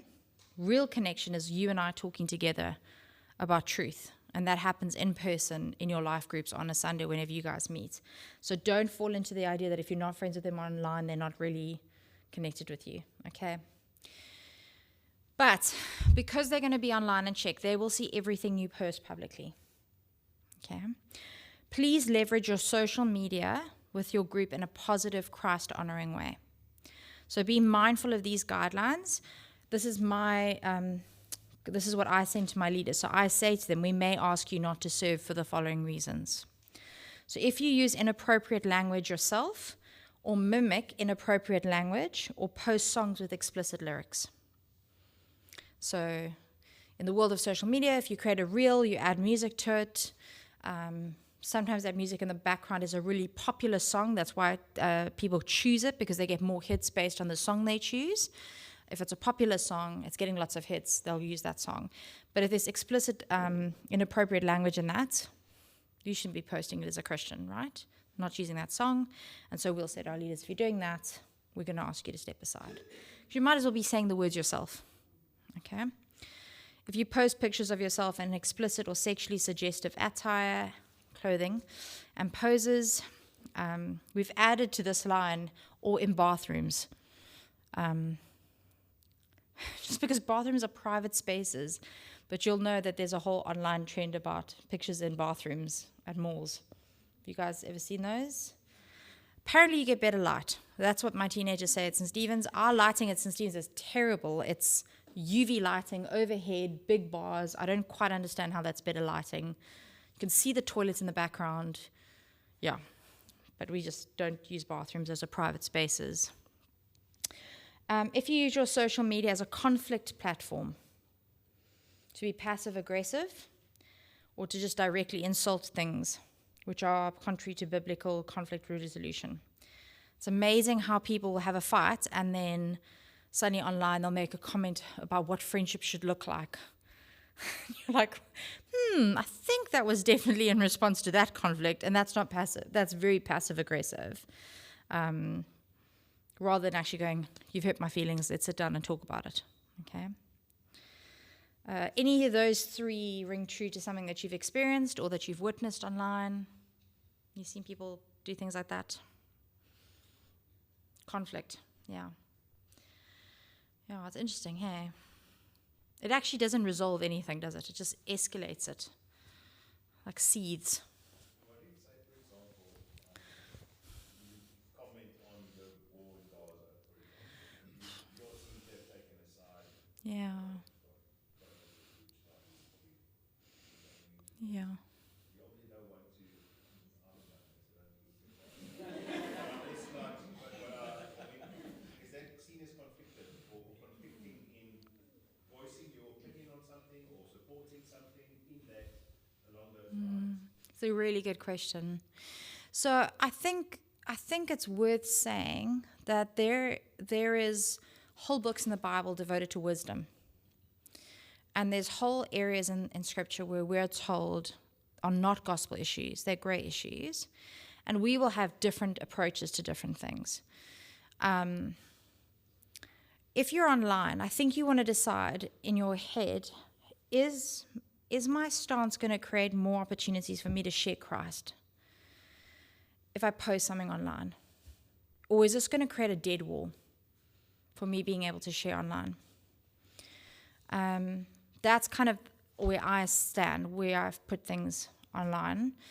How can I share Christ? Will this make it more possible, or is this going to turn people off for me to even be able to talk about Christ with them? And so then you have to apply that filter, I think, to different things. Now, it's interesting to me that when the conflict started, sure, people chose sides really quickly, and they felt like it was very black and white when it first started. I was chatting to some people last night, and it's interesting how it's now shifted. There's less black and white opinions now. There are more people in the grey in the middle going, I'm feeling overwhelmed. And I thought I started with this group, and now I'm not so sure I do. And there's more moderation in the conversation, right? And I think that is culturally true of us as a world. So the whole cancel culture thing, we're so quick to make a judgment, and then that's it. There's very little time to let things wash over and to consider and really think about things. And the pressure to make a decision very quickly on social media about what you think about something is intense. I think as Christians, this is the thumb thing. I think we have to slow everything down and give ourselves time to pray about it and consider it. And think, actually, is this going to be wise in terms of gospel opportunity? Is my doing this going to make actual difference on the ground to something? I think that's important too. Why am I doing it? Am I doing it so people look at me in a better light? Because I'm thinking of peer pressure and what people want me to do? So actually thinking, what is the purpose of me posting? Because I think we also have this narrative in our head that if we post, somehow that's going to help solve something. Sadly, that's just not true. Like, no one makes a difference if you post something. But, you're watching the rugby and you put on a South African flag on your posting, that's not going to harm anyone. That's not going to change anything. That's a political opinion. You're pro-South African on the rugby game. Woo! Something to think about, yeah. In our road, we have a group of people who've moved into our community are Muslim. We are praying as a family to have opportunities to share the gospel with them. Out of the three, there's only one family who I think is really devout. The other two are quite nominal. But interestingly enough, two of the three families have been very pro-Palestinian. And when we've had conversations with them in the road, they've made assumptions about what we believe as Christians. They know we're Christians. And actually, we have purposely chosen to be very moderate and very concerned for both sides who have people going to hell because they don't know Christ. And that's our primary concern, actually, is not vengeance and justice this side of heaven, but where people are going eternally. And so we have extricated ourselves from that political status for the sake of the gospel. What we talk about when we're as a family at home is between us. But when we're talking to our neighbors, we're wanting to think, how am I going to have a gospel conversation with them? Is that helpful? Did it help a little bit? Yeah.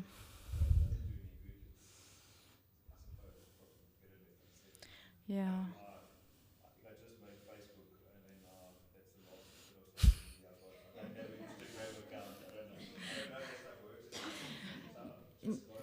Hold on to it, man. Yeah, I'm not even close on it, so it's but Yeah. I was thinking people that I know that have said stuff, or you make your assumptions Yeah. about Israel, for example, and then you get there's a backlash towards that. Yeah. Too quickly, or you see what happens now, and everything. Yeah. Or vice versa. You make a choice for Palestine, and the people are like, are you even Christian? Yeah, it's both sides.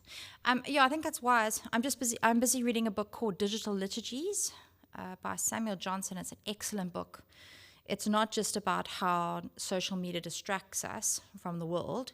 It's also about what it's teaching us. It's the worldviews, and one of the worldviews is this lack of thought and consideration, because we're so quick to weigh in, because we feel the pressure. We must weigh in on this topic now, and because that's how it's set up. You post a story, and people must, tell them what you think. Do you agree with me? Not agree with me? Thumbs up, thumbs down, all the time. And we don't actually get ourselves chances to think and to contemplate. Thinking through those things. Yeah, and the conflict resolution is really sad, watching Christians not actually know how to do healthy conflict resolution, isn't it? So no private contact with children online is acceptable. I'll say it again, no private contact with children online is acceptable. If children want to talk, it should be arranged with their parents' consent and planned with your ministry leader. Okay. That is really important. You can use the church building. I'm sure Andre will be happy to make sure there's space available for you here to meet with people. There is a deep disconnect between parents and teenagers. That is a lie that the world has been teaching for the last 40 years. It never used to be this way. So media used to always... So when I grew up, the sitcoms used to watch Family Ties, those sort of things. There'd be a teenager who would make some silly mistakes, and the parents would come in and rescue the teenager from the mistake, help them learn from the mistake. Who's the Boss was another example of that. They would try go on their own. They'd make a mess of it. Parents would come inside. They had wisdom. They were kind. They were warm. And they would restore the child. You just have to watch one episode of Hannah Montana, which is old now, to know that that's not the case. So on Disney and all the other channels that are around now, children make mistakes. It is a disaster. They ask their peers for help. Them and their peers somehow muddle their way through it, and at the end everything's resolved. And the doof parent who didn't even notice something was wrong is normally featured right at the end and is like, how's everyone going? Didn't even know anything had happened. That is constantly portrayed to our children.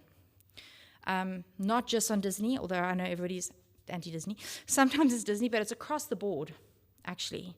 Parents are not with it. They don't understand. They have no wisdom. They don't understand our worlds. They are not who we go to resolve issues. We go to our peers. That is a lie. Okay? The Bible in Proverbs says, my son, listen to my instruction. In Deuteronomy, parents are to instruct their children how to live. The Bible says, actually, there isn't a generation gap. We are built to be intergenerational as a church community. We are meant to teach each other. If you are older than someone, it is your responsibility to teach them how to walk in the Lord at their age. Okay? And the reason I'm emphasizing this so much is that those teenagers will say, I can't talk to my parents, they don't understand all the things that they're being taught by the world. It's our job primarily to say to them, I will help you talk to your mom and dad about it. But mom and dad do need to know. Please don't make any promises to children about not telling their parents. The only situation you would do that is if you need to involve the police and have the child removed from that home for their safety. But every other issue would be saying, we'll get together with mom and dad and talk about it. because actually that's biblical.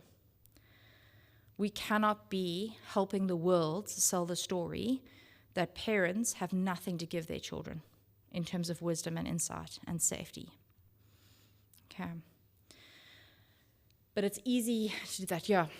Yeah. Just in terms of work contact on social media, do you include WhatsApp in that, and especially in terms of like the teenagers, that's how they organize the lives? So we say groups. So we say groups is okay. So let's say there's a teen ministry group. We allow that. But it's interesting that the longer we do that, the more we don't let it be a WhatsApp conversation group. It's one way broadcast list. The leader broadcasts the information the kids need to know, and that's it. We do that because sadly our parents don't communicate with us. So we have parents who go, oh, I didn't know this night we were going to Sam Albury at Jubilee. And we're like, well, we emailed you and we WhatsApped you. And they're like, yeah, but I just wait for my kids to tell me where they need to be on a Friday night, and I take them. So there's more child organizing. Yeah.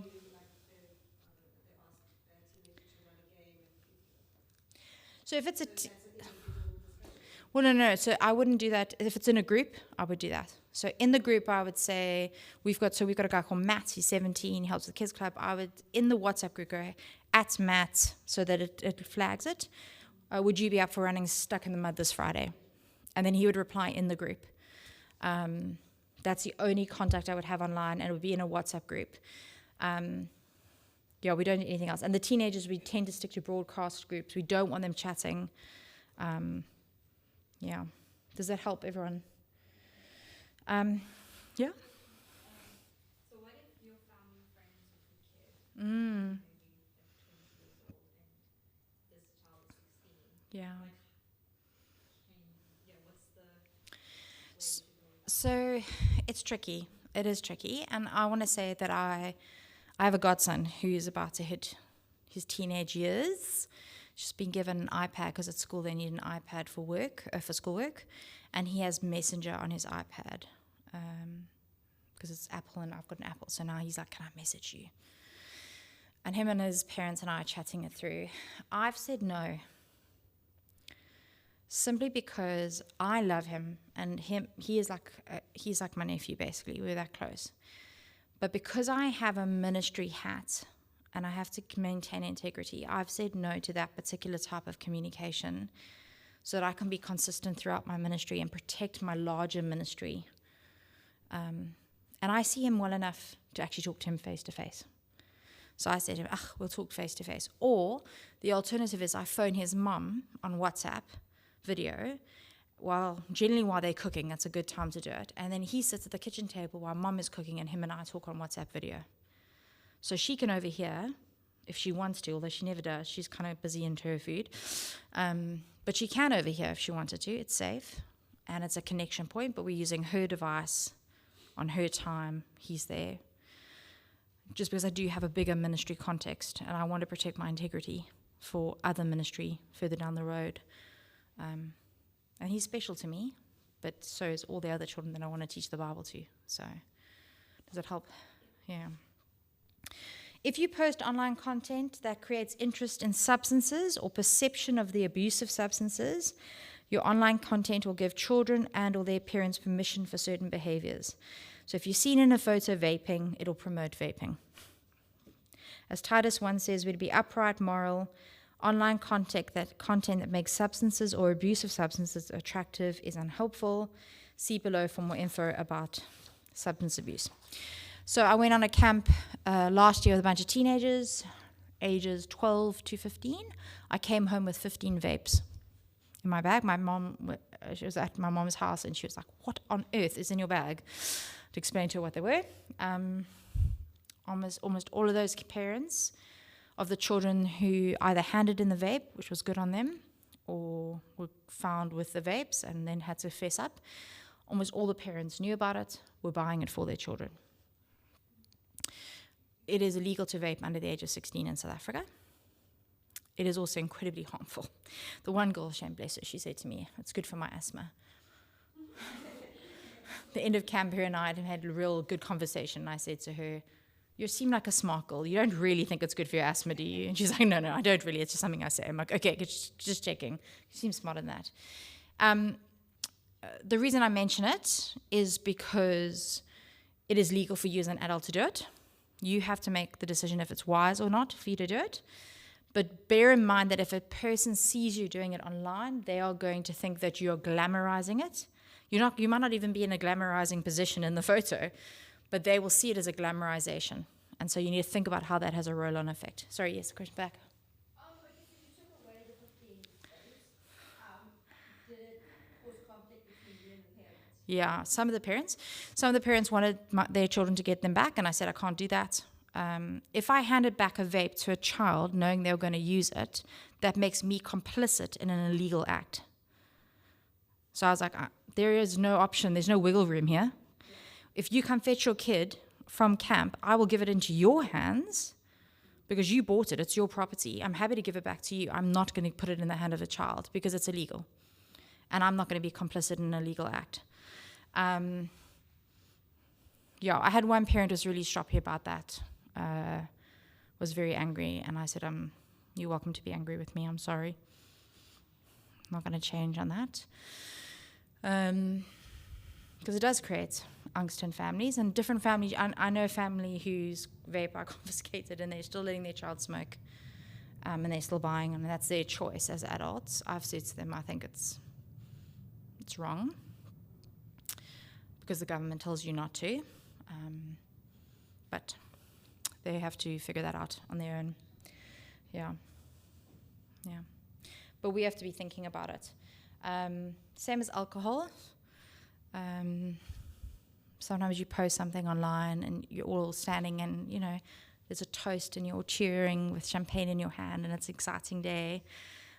That's lovely, but just being mindful what other people might, it's just that whole thing of perception, right, versus reality that we were talking about earlier. What are people who don't know you, don't know those people around you, what are they thinking about that option? Yeah.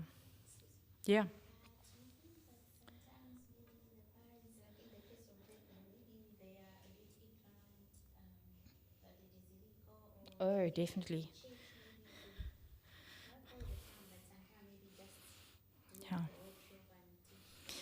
Yeah, I think you're right. I think it's a scary new world for most parents. It does say on every box that it's illegal, the same as smoking. So I do think there is a level of, I don't know if you want to say willing ignorance, but it does say it's illegal. It's worth saying that in the UK they're trying to ban it outright because of the amount of cancer, cervical cancer, that they're getting in children, because it's so unregulated. There's harmful issues, and as a Christian you've got to navigate that, but there's also harmful issues for eating chocolate. Too much sugar. So you do need to think about what's healthy, what's not healthy, but you're an adult, and that's different from the law. I think as parents we do need to help our children navigate those things. I think the biggest lie that I've experienced around it is that parents say it helps with anxiety. It does help with anxiety for as long as it hits you, and then it stops and it creates an addiction in you that will actually elevate your anxiety. And so, yeah. Look, we do live in the world where South Africa, also, we're going to talk about this now, cannabis is legal, and we need to think about how that's going to impact. It's almost like the line of substances has changed. So when I grew up, cigarettes were the substance. So cigarettes and drinking, right? And so that's what you got introduced as a young age. Because cannabis is now legal, that's dropped to a younger age introduction. Let's look through this and then we'll chat a bit more about it. So we're told to be self-controlled. This means being able to make wise decisions about our bodies, our words, our emotions, and our minds. We have a few guidelines that will determine your volunteer placement and a few reasons we may not ask you to serve at this time. If you've been arrested for or convicted of an alcohol or drug-related offense in the past 12 months. So if any of you know the AA program, they've got a bunch of steps that you've got to work through, and they're very strict about those steps. Before you can go into a relationship, you need to have a year's sobriety. There's all sorts of different steps, and we have stuck along their wisdom and their steps about serving in the kids ministry role. You need at least a year of sobriety underneath your belt. If you've used any illegal substances in the past 12 months. If you're consuming alcohol to the point of being unable to drive legally as a part of a regular part of your lifestyle. If that's regularly what you do, always going over the legal limits, we're probably going to say to you, step out. Okay. I think it's still one drink. As far as I know, it's still one drink. We're not a zero. I think we're not a zero policy. Cannabis is. You're not allowed to have a single puff of cannabis and smoke and drive. Yeah. If your use of illegal substances has become a dependency, this includes prescription medications, alcohol, and cannabis. So by this, I'm not talking about someone who's got a diagnosable condition, maybe bipolar, taking medication to look after their mental well-being within the bipolar range. I'm talking about people who are constantly needing sleeping tablets, and it's escalating, higher and higher dosages. We need to talk about what's going on. Why are you struggling to sleep? What's going on behind that? Cannabis is now legal. I mean, we live in Cape Town, so in some sense I think Cape Town has practiced it, that it's been legal for the last however many years anyway. But it is now legal, and more people are using it instead of psychiatric medication to do the same thing. So people who struggle with some anxiety would rather use cannabis than use psychiatric medication. And so we do need to be thinking about it as a church community. If you use cannabis recreationally and not under a doctor's care, please read the paragraph below to understand the difference. We're going to talk about it in a moment. We do want to think about what we're doing with our minds. And using cannabis regularly will have the same effects as if you're using too much alcohol. Right?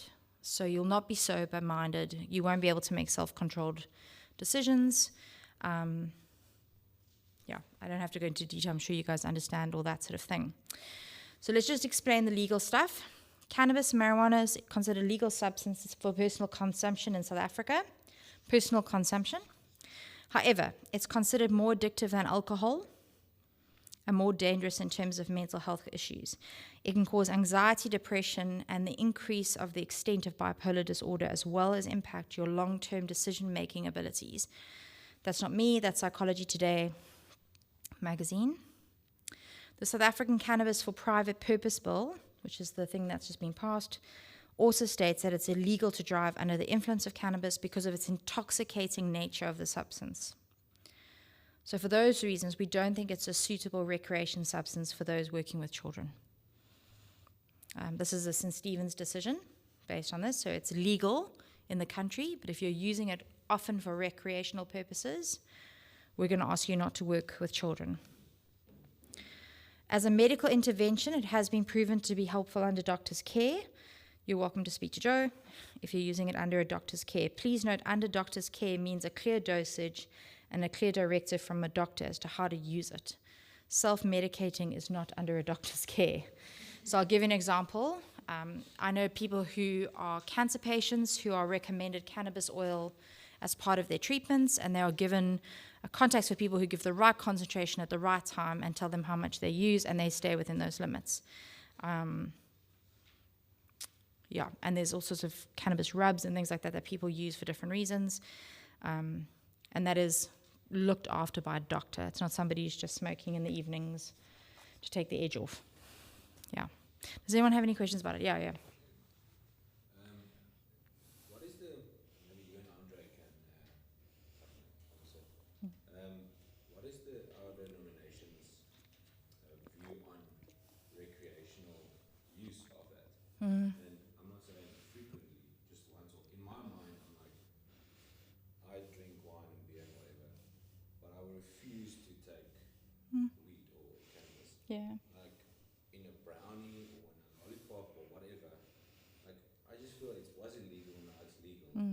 What is our view on it? Because I feel like if a kid or any other person see me taking it, they can be like, but that's acceptable. Or parent of a kid. But then the argument is also there, but they can also see me drink a glass of wine and think the same thing. Yeah, so, I mean, Andre, you're going to have to help me with this, but as far as I understand, our call for godliness is within the legal system, and then wisdom should be applied, and then it shouldn't be excess. So in terms of alcohol, if somebody was excessively drinking, we would call them on their behavior, right? We'd say, actually, you're not just drinking to enjoy a glass of wine. You're drinking to get a buzz, or you're drinking to become uninhibited so that you can be the life of the party. Then those are issues, right? And it's the same thing with cannabis, right? So cannabis, after a few use the word puff more than once here, but anyway, after a few hits, you're not going to be the same person. Your inhibitions will have changed, and so you're not going to be self-controlled. And I think we are guided by the Titus language. We should be self-controlled individuals as Christians. We want to be sober-minded. And so, personally, I'm not comfortable with Christians using it. But in saying that, I know Christians who use it for medical reasons, under doctor's care, and I don't think that's unhelpful. I think that's fine. If the doctors are saying this is the best thing for you, then that's fine. But my experience is that the person who uses it recreationally is also looking for a high, which would then be against the self-controlled thing. So we actually don't have a statement about it, but I think it falls under that. I don't know if you have any wisdom on that, Andre? About the same? Cool, I'm glad we're on the same page. Cigarettes doesn't have that effect on you. Cigarettes don't have the same effect. It's interesting. I got that question in school as well. Yeah. Like, is it like, but it's not legal? Yeah. Even though not too kosher. Yeah, and my experience actually, the people who are big proponents of it aren't sticking even to the legal parameters. So I know people who are big fans of it who are definitely growing for sale, not for personal consumption. So really you're like, okay, well they gave you these laws and now you're... So I have a question there. But it also, my concern I think are the gummies, because the gummies are very accessible to children and very popular. And I think microdosing is on its way as well in South Africa. I think we're going to get there before America does in terms of that, which is another concern in terms of kids and thinking through how it trickles down. Yeah.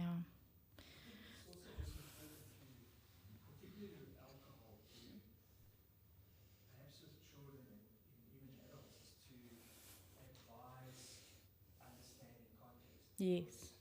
We might say in moderation, but genetically, Yeah. somebody in your family might be predisposed towards alcoholism. Yeah. In which case you could be affected by it. In that Yeah. case, abstinence is best, Yeah. and they should know. And context is important as well. So when you do it is important, right? So I have a group of friends who are non-Christians. If I have a glass of wine with them, it actually makes me having a gospel conversation more normal. If I refuse to have a glass of wine with them, they're like, you're so weird and you're so different and there's just no meeting ground here. And so I find having a glass of wine with them at a meal is actually helpful to the gospel conversation. But I know other people who struggle with alcohol abuse, and so I won't drink around them. I'll have a cool drink with them. What always amazes me is how many other people won't make that sacrifice for them. Even Christians will still stand on their right to have a drink, even though they know someone in the room is struggling, and it's quite a public struggle. So context is important.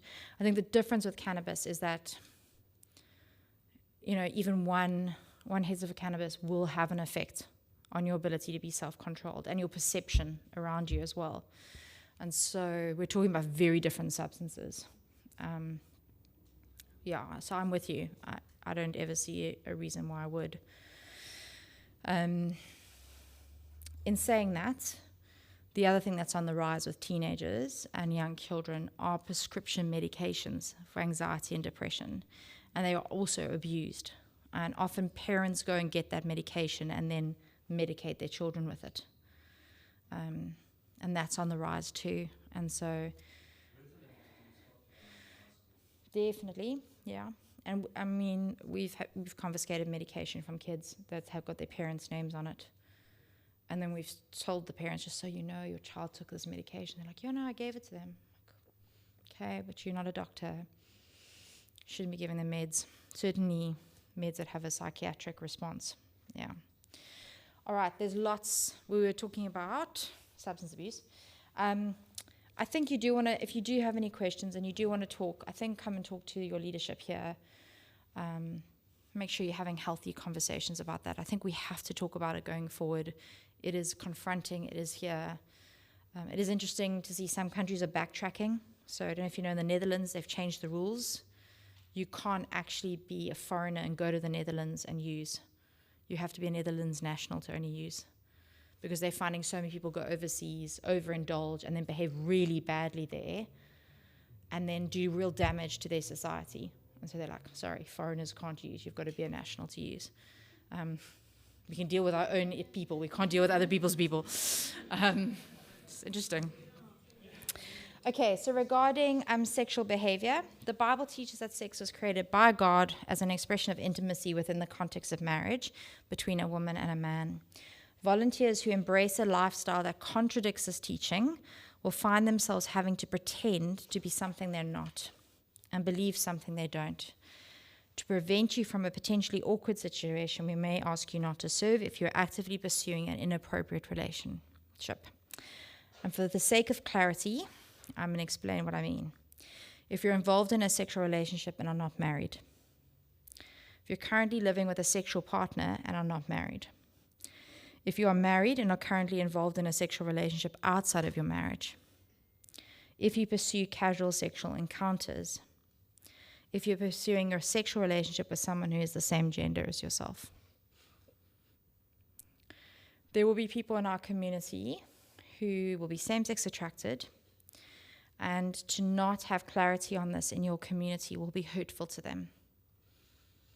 If they love Jesus and they are trying to live in obedience to God and trusting his provision for them is enough, for us to be unclear on this issue is actually more harmful to their godliness than not. So let's make sure we're very clear on that, and let's love each other in that.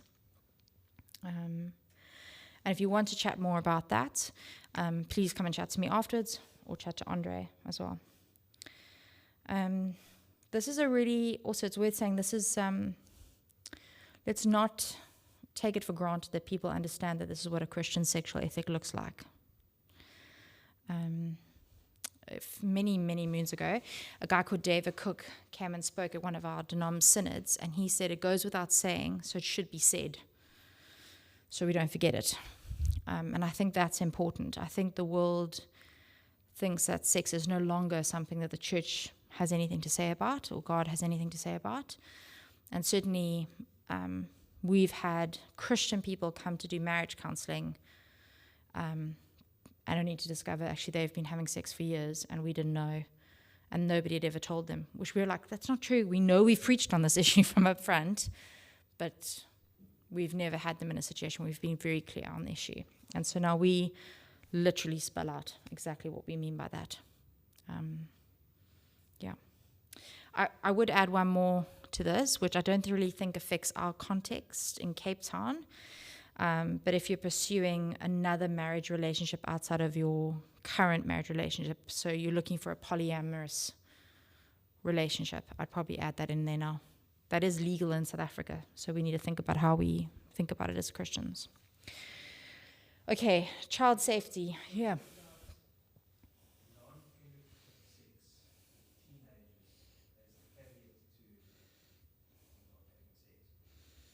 Yeah, so that's true. So everything but, as they say. Yeah. Yeah, I think we want to be clear about that as well, talking about what we think is appropriate and being clear. I remember Luke Giles was my youth leader. Many of you know Luke is a minister in Cape Town. And I remember him saying, if we're asking the question, how far can I go, that we're asking the wrong question. And he likened it to driving on Chapman's. So you're driving on Chapman's Peak. Do you drive at the edge of the road before you fall down the cliff? Or do you drive in the middle, closer to the lane, to the line that keeps you safe? Well, you'd be a fool to drive right near the edge. And the same with the Christian life, right? You want to work towards your godliness. And remember that line of being blameless in Titus, right? That does not mean that God's grace doesn't extend when we do fall. His grace does extend, right? And we must be clear that we don't make the act of sex the all-over unforgiving sin. There are many Christian teens who I think really struggle with stuff, but don't tell us because we make sex the biggest sin rather than being unkind or something else. It does have longer term impacts in terms of relationships and things, but they find it hard to talk to us about it. Because I think they think it's the biggest issue in the room. But we do need to be talking to them about it. And to one another, right? A friend of mine went on a Christian dating website, found a lovely Christian man. But before she found a lovely Christian man, she found lots of men who said they were Christian. And when it came to this issue, they were like, no, that's outdated. She's like, but you say you're Christian. How do you not hold to this? Because it's not talked about a lot. So, yeah. All right, some child safety things to think about. Children are vulnerable physically and emotionally. We're all responsible for children's safety at our different kids ministry programs. I've told you already the law requires us 3 legal documents. Although it is worth saying that the Child Protection Register, there's a little bit of vagueness around that. So our Chancellor of our denom has said that one isn't essential, but it is ideal. And if you go through The Guardian, they'll give it to you for free. So always worth throwing it in. Safe spaces. Children have the right to safe spaces to learn and play in. I'm going to read some things out now. Administration, contact info, and allergies. We had a child who rocked up at our church. She was covered in very perfectly round sores, scabs, perfectly round scabs all over her body. She rocked up. The person who dropped her off was the domestic and said that her boss had told her to bring her to Kids Club. We asked the domestic for the boss's number. She said, I don't know my boss's number. I'll give you mine. So she gave us her number, but told us she was leaving work in half an hour's time and that the child's mother would fetch her. I wish I'd been at the gate. I wasn't at the gate when the child arrived. It was a younger leader who was at the gate, so accepted the child to come in. That child did not get picked up. An hour after the end of Kids Club, we were still sitting with the child. I had no means to get hold of the parent, and the domestic wasn't answering her phone. So the next step, according to South African Protection, is to drop that child off at our local police station. My local police station on our road is notoriously bad at being sensitive to anybody who's vulnerable. We mostly bypass it and go to another police station, but that would be you have to geographically go to the nearest police station. So we were navigating what to do. At which point, as we were about to put the child in a car and take them to the police station with the understanding that we were going to sit with the child at the police station until the mom was like, hey, I'm missing my kid, the mom arrived. The mom was seriously incapacitated. We suspected that she'd been using something and explained that she actually lived around the corner from us and she was just going to walk her child home. So I went with her and the child and got her child home with her. Then got an information number from the mom, asked her for her number and said to her, this is the time we start, this is the time we finish. Your child may not come if you do not promise to come and fetch your child. That's a non-negotiable. The child came back and she didn't pick up her child again. This time we knew where she lives. We walked around, banged on the door, spoke to the neighbors. The neighbor said, we don't talk to that neighbor anymore. She left her child with us for a play date with our child and then never fetched her until 6 hours later. So we don't associate with her. Eventually the mom answered the door. Can I just say, administration is important. If that child at any point had needed medical intervention and I'd had to take her to the hospital, if I didn't have the mother's number, what we could have done is called medical assault. So medical assault is when you do not get permission to do medical intervention on somebody. Okay, and she's a minor, so you need the parents to give you permission to do any medical intervention. Administration is painful and frustrating, and anybody who does it, I mean, there are very few people, and I'm so grateful for them, who take glee in administration, who love administration. They are special people. I do not. I find it painful, but in this case, it could be life-saving.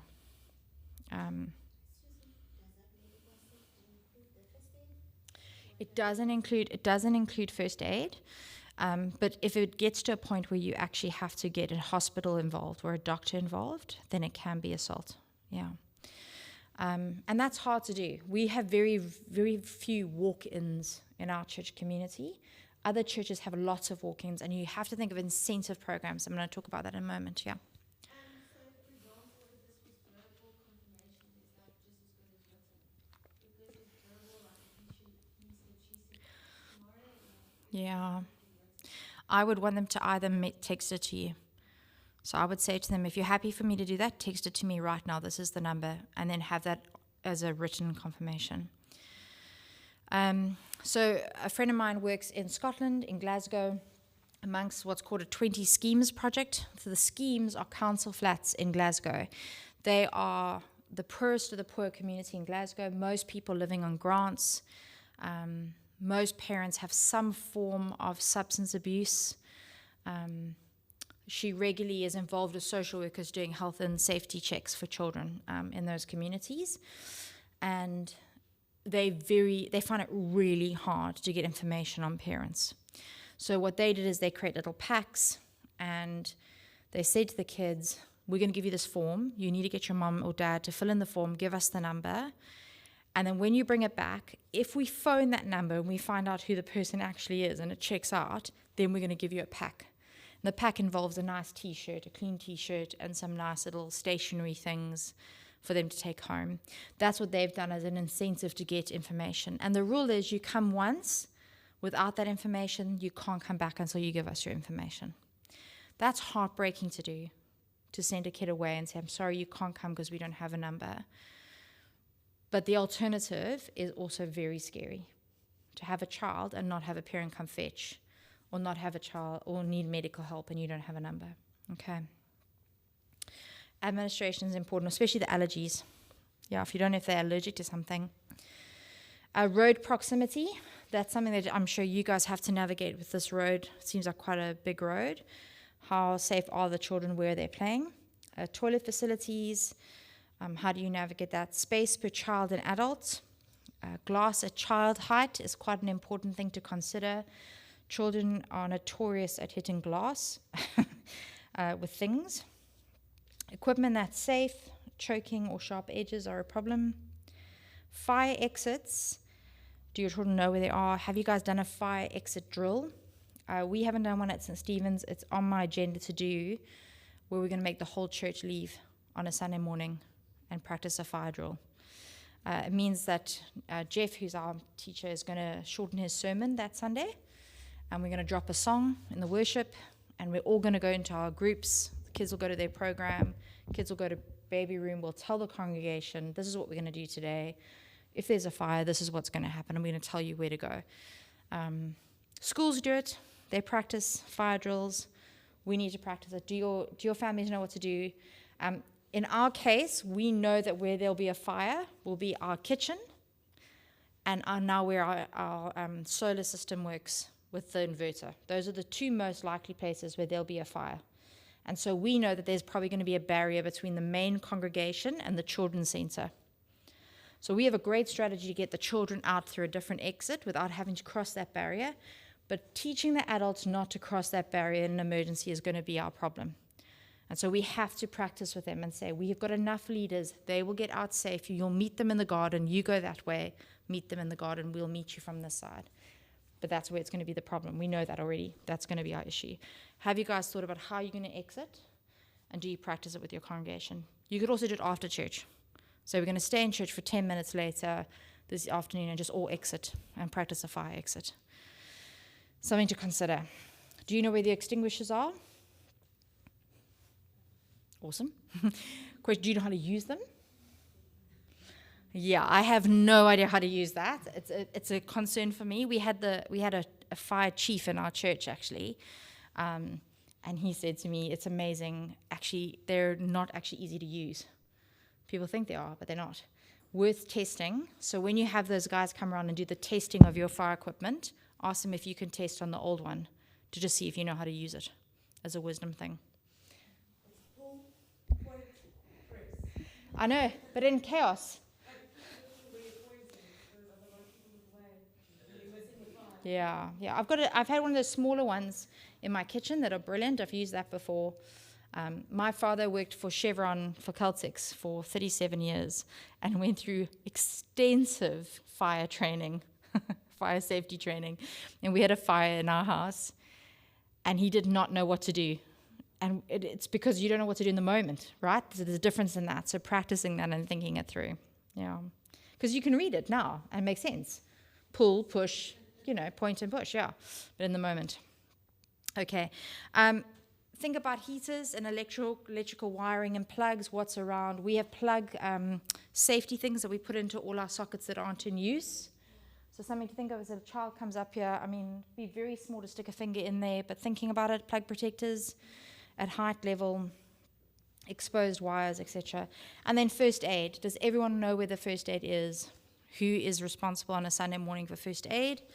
Do you have a roster of people who look after the first aid on a Sunday morning? We bizarrely at St. Stephen's have a bunch of specialist doctors. We have like 3 neurosurgeons, like 4 ENTs, 2 anaesthetists. It's bizarre. We just need a GP. And we're like, there's lots of other specialties, but just a GP would be helpful. And we're trying to put them on a roster to say, could you just make sure on that Sunday you know that you're the point person? If something happens, will you look after the person for us? Yeah. Can we talk to a GP for We'll trade. What do you need? Yeah, we actually, there's one family we've got. He's an anaesthetist and she's an emergency medicine doctor. And I spoke to her last week and I said, how's it going? And she's like, no, I'm studying at the moment. I said, oh, do you have to do courses to refresh? And she said, no, I've decided I'm also going to become an anaesthetist. So she's just double specializing now as well. So I'm like, oh, okay. Yeah, as you do, Okay, child safety. So at St. Stephen's, no climbing on the wall or up the tree because there's an electric fence that you can reach if you do either of those two. And unfortunately, the electric fence is not controlled by us. It's controlled by our neighbors. And they, for some reason, are not happy with having to switch it off every Friday at 5 o'clock for us. It's probably a pain in the bum and they don't want to do it. So we've got to make sure the kids don't touch. No fetching balls or going over the wall. Leaders do that. We have a 0 access policy to the kitchen. We have a hydroboil in our kitchen, which means there's permanently boiling water in this one little thing. You just lift the nozzle for boiling water to come out. So that's not safe. And we call this a platform. We've got some performance issues at St. Stephen's, so we don't call it a stage. We call it a platform, and so we don't let children up on the platform because there's electrical stuff and there's equipment. And we have a keyboard that will fall on them. It's not tied down. No wrestling or piggybacks or tacking, children with children and leaders with children. So we have an enthusiastic guy at our church. Oh, he loves Jesus and he loves kids and he wants them to hear about Jesus. And he started by piggybacking one child on a Friday. And I saw him doing it and I was like, oh, a rookie mistake. About 5 minutes after he started, there was 30 kids following him, some of them grabbing hold of the child on his back to pull that child off so that they could get a chance to piggyback. It was hectic, and we had to intervene very quickly and save him. And he still needed to go to the physio afterwards because some of the kids were a little bit bigger for him. And he has learned his lesson. So now we just say 0 piggybacking. Because often what happens is you piggyback a kid and then kids get excited and they piggyback each other and then they fall over. So not a good idea. No fists or shoving. That's really important. No demanding of physical affection from a child. I really appreciate that I grew up in a family where I wasn't expected to express a greeting in a physical way to an adult stranger or even an adult family member. I have friends who were expected to kiss uncles and aunts on the lips. Is that your pain? Just a cough. Yes. No, and it's a... Yeah. It's like totally a thing that happens in South Africa, right? Lots of us are expected to hug, and it's seen as rudeness if you don't. I think the tide is changing on that a little bit, but it certainly within our community, church community, you don't have to go up and give auntie something, a kiss or a hug or anything. You can just say hi. I do expect you to say hi and greet them, but you don't have to hug or kiss them. Yeah. So thinking about that. Any questions? Okay. No name calling or teasing or unkind exclusion between children is allowed. Children are calling each other's names. Stop it straight away. Don't allow that to get bigger. And can I say unkind exclusion doesn't always look like you can't join in. It sometimes looks, we're good at sport. So sometimes phrased in the positive, not in the negative.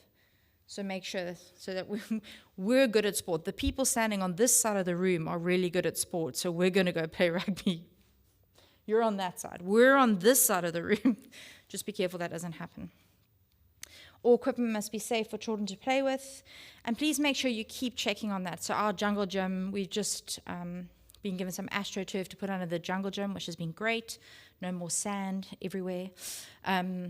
But when we did that, we discovered actually there was 2 nails that were protruding that we hadn't seen, that obviously in the weather, that hectic storm must have come loose. So we had our handyman come and fix that. So regularly checking your equipment, what's exposed, what's not. No isolation with a child in a closed room. We have a 2-person rule unless standing outside where everyone can see you. If you need to take a child to the toilet, always ask if any other children need to go, so there's more than one of you.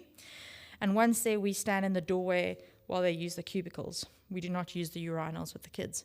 So our doors have got a weight on them so they swing closed, and so we keep 1 foot in the bathroom and 1 foot in the passageway. We do that for 2 reasons. 1, to make sure no one's in the bathroom when the child has gone to the bathroom. So on a Sunday morning, we have lots of adults all around. Somebody could easily slip into a bathroom and wait for someone to come in. So we make sure that our foot is in the door and we can see that the room is safe for the child to go into. The foot outside in the doorway is to make sure that we're not alone in a closed space with a child. The exception to that, obviously, is the preschoolers who sometimes need help with going to the bathroom. Okay, but then what we've done is we've actually got a door stopper that leaves the door open, and so anyone walking past can see that everything is fine and safe. No closed doors. All right. And I think the most dangerous time on a Sunday for us is after church. So once we've handed the children over to the parents, and the parents are having coffee and the kids are playing, kids run to the bathrooms on their own.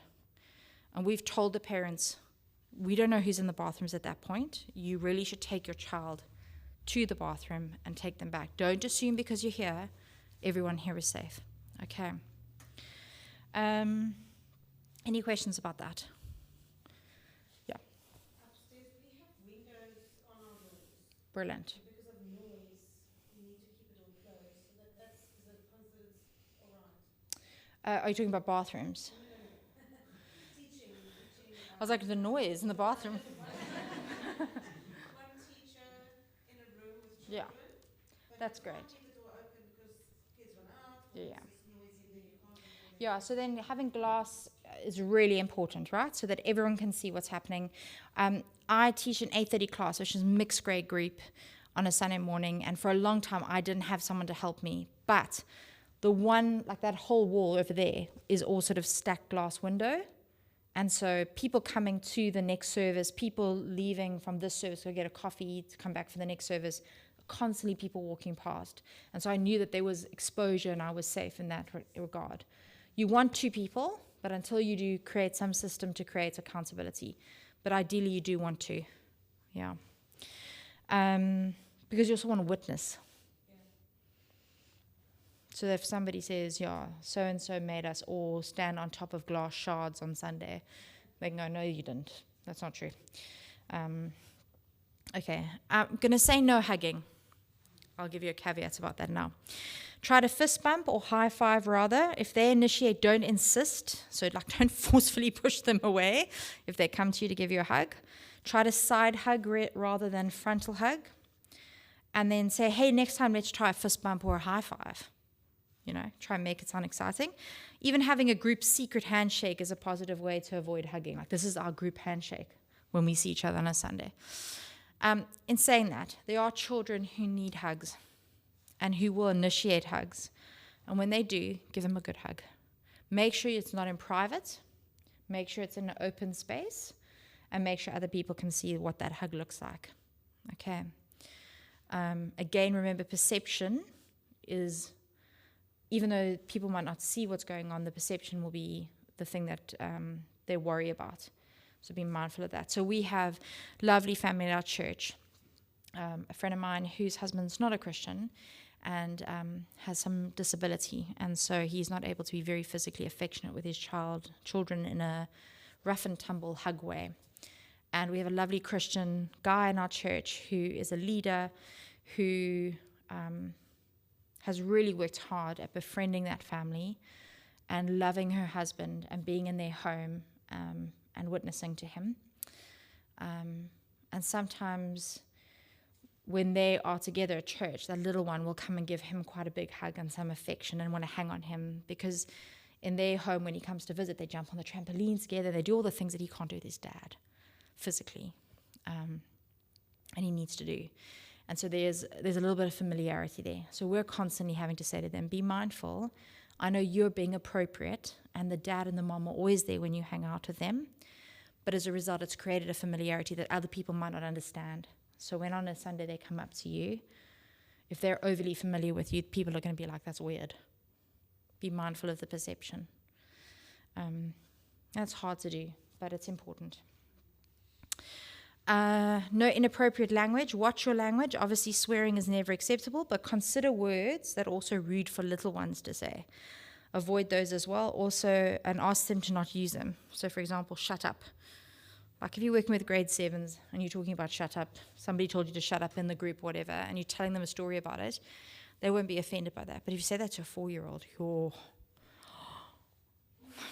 so just be mindful of that.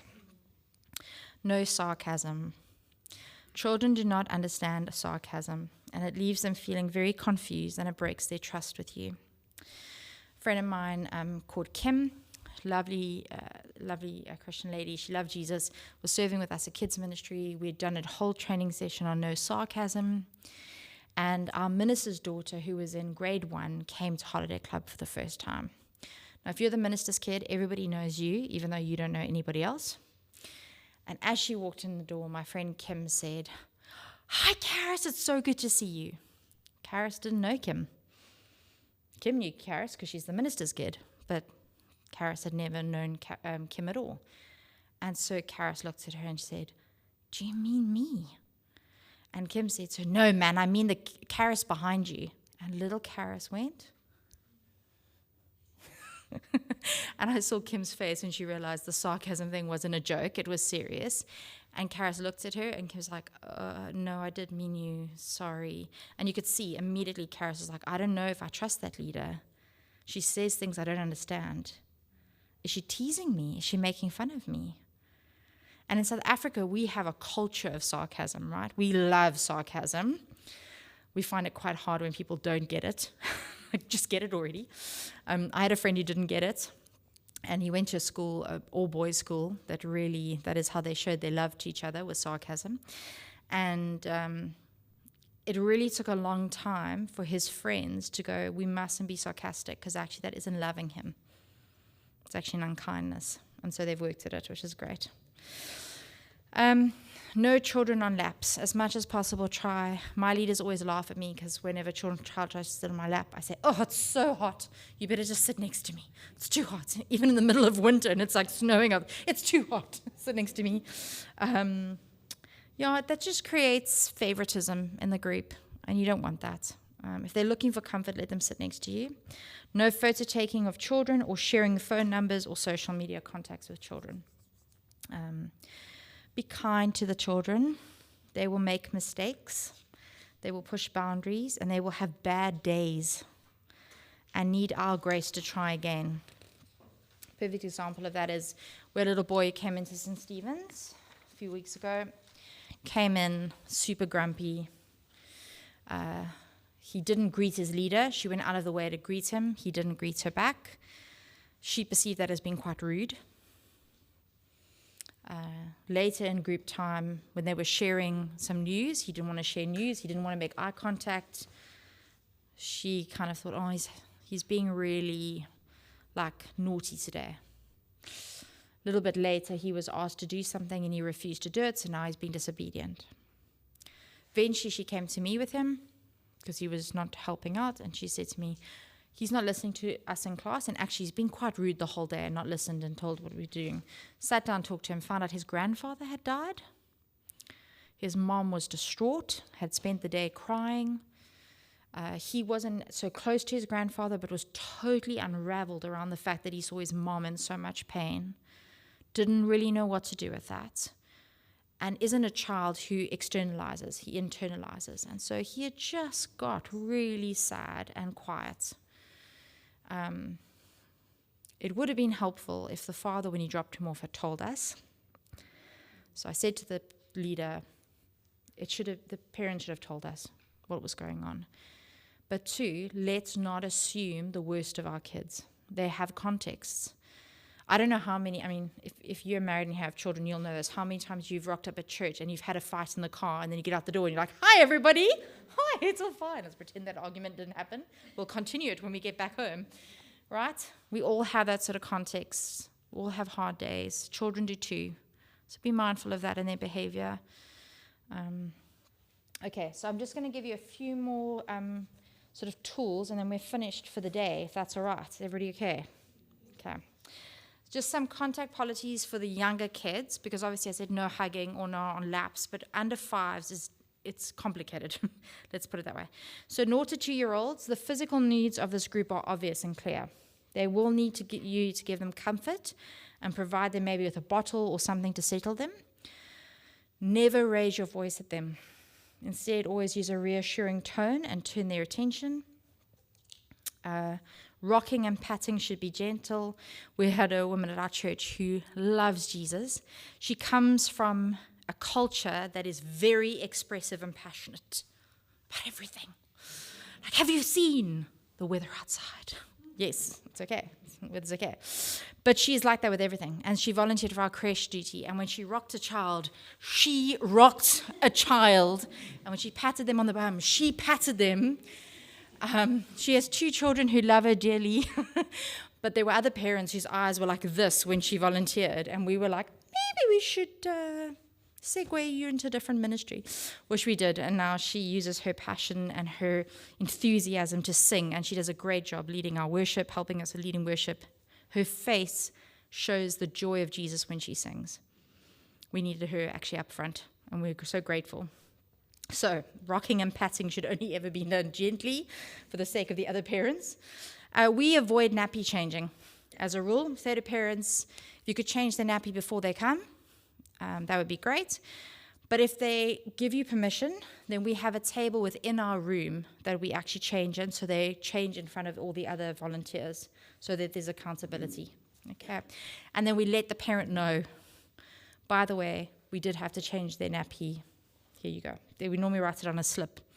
So if it was a number 1 or a number 2, which if you've been to daycare, that's what they do with your children. If they've changed a nappy, they tell you when they did and what they needed to do. Okay. 3 to 5-year-olds, this group needs lots of assurance of their safety. Make sure they're assured of this using your voice calmly and clearly.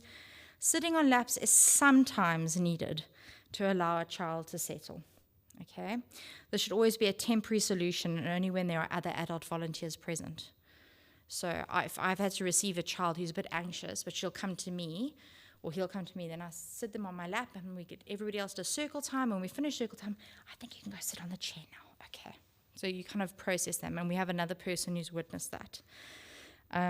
Also, the thing we do with 3 to 5-year-olds is we always give them a sweetie, which has so much power.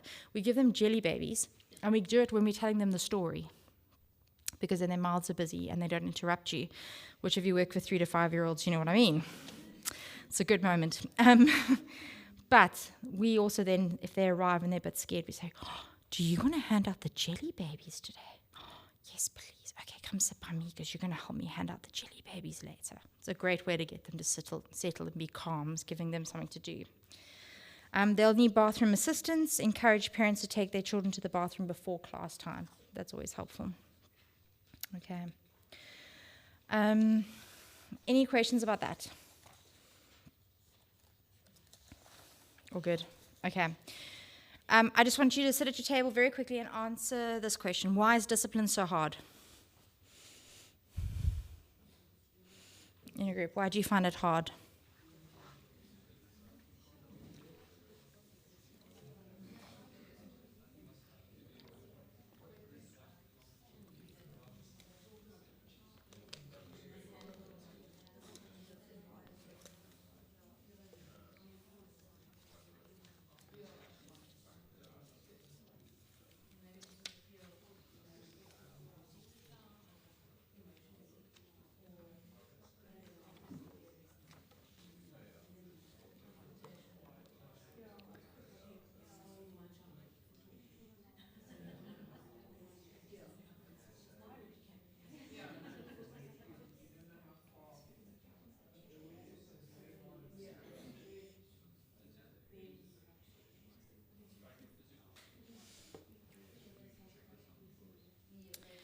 All right, let's hear from you guys. Why is discipline so hard? What are the reasons that you struggle with it? Yeah? It makes things awkward. Yeah, it really does. Hey? It's quite confronting.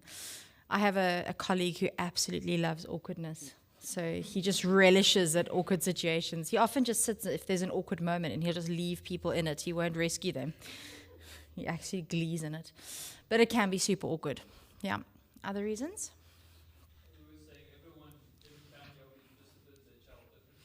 Yeah, absolutely.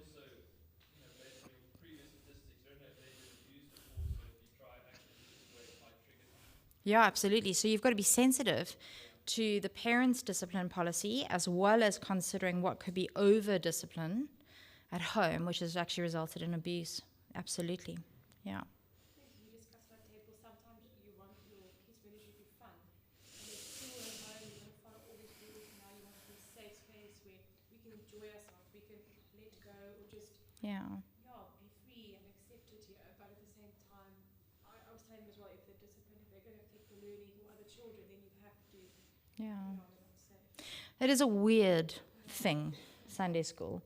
Over the years, we flip-flopped between calling it Sunday school to calling it kids on Sundays, which is a little bit more vague than using the word school, because we've tried to go, we don't want it to be the school, formal school nature. But at the same time, the primary thing is to teach them. And so there's a level where it is a school and you are educating. And the same with the adults. You have a set of rules with the adults. You don't expect them to just do their own thing while you're teaching. So we do have expectations of behavior. Hey. What about yourselves personally? How do you handle discipline? Someone has had to discipline you? What I mentioned with the little group discussion is that my concept of what a specific behavior might be, a child doesn't fidget, listening to the parent, and yet another parent might, it might be acceptable for the child to not fidget, Yeah. to fidget, and so you don't always react based on other people's concept of what the standard is. Yeah, and so being aware of what your triggers are. So for me, I grew up in a home where manners mattered. My dad is a very gentle man. People don't believe me when I say he got angry. Like never. He's never gotten angry in his life. He's a golfer. We all know he's gotten angry at least once. Golfers will get angry. But he's a very gentle man. And the thing that was always the final straw was cheekiness. He was like, you can play, you can push back, but if you're cheeky and you backtalk, that was his line. My brother's a very compliant man, and so didn't really have issues with that. I was not. I famously, when I was getting a little hiding on my bottom, when it was legal to do that, my dad was giving me hiding on my bottom. He's being very gentle. I turned around, put my hands on my hips and said, that's not sore. Possibly the stupidest thing I've ever said. But yeah, so it's being mindful what the parents accept, what they don't accept, what their levels are, and our own understanding. But as a result of that upbringing, politeness is a massive thing for me. And I've often got to go, actually, how are the parents with us? Are the parents, do they have a certain level of politeness when they talk to us? What has the child learned is appropriate when they greet an adult or not greet an adult? And not take it personally, actually. And so being aware of it. The reason I'm raising discipline is because so often child abuse actually comes out of a discipline scenario. trying to discipline a child and we're either heavy-handed or we do it in a way that then leads to someone else being heavy-handed with them. And so that's why I wanted to put this in here. I think some of the common mistakes we've already spoken about is either you just don't discipline because you're like, it's not my child, free for all. And then your classroom is a free for all, right? Or you can be so strict that a child doesn't actually feel space to actually make mistakes, right? And so navigating that. There are lots of Bible verses about how discipline is actually an act of love and how it's important. God disciplines us. It's an act of love, and the same thing with children. We should do the same thing. And it's meant to be for reconciliation. Discipline is not punitive. That's really important to say. I'm going to say it again. Discipline is not punitive. It's not about punishment. Discipline in the Bible is always about restoration. I discipline you so that you can come back to be with me, relationally connected. Our world, a lot of the time, a discipline is seen as punitive, as punishment only. We need to be careful about the way we frame it with our children. Do we make it easy for them to come back, to say sorry? Do we show that in the way we work as a group? So if you have raised your voice in a group, which sometimes happens, do you have opportunity to go, hey guys, I'm really sorry. My voice was a bit loud just now. I'm sorry if you were scared of that. I'm thinking of a preschool group. I'm sorry, my voice was quite loud. I should have actually had a softer voice. Do you practice modeling that to them so then you can see it's actually easy to come back. It's easy to say sorry and create a culture of that.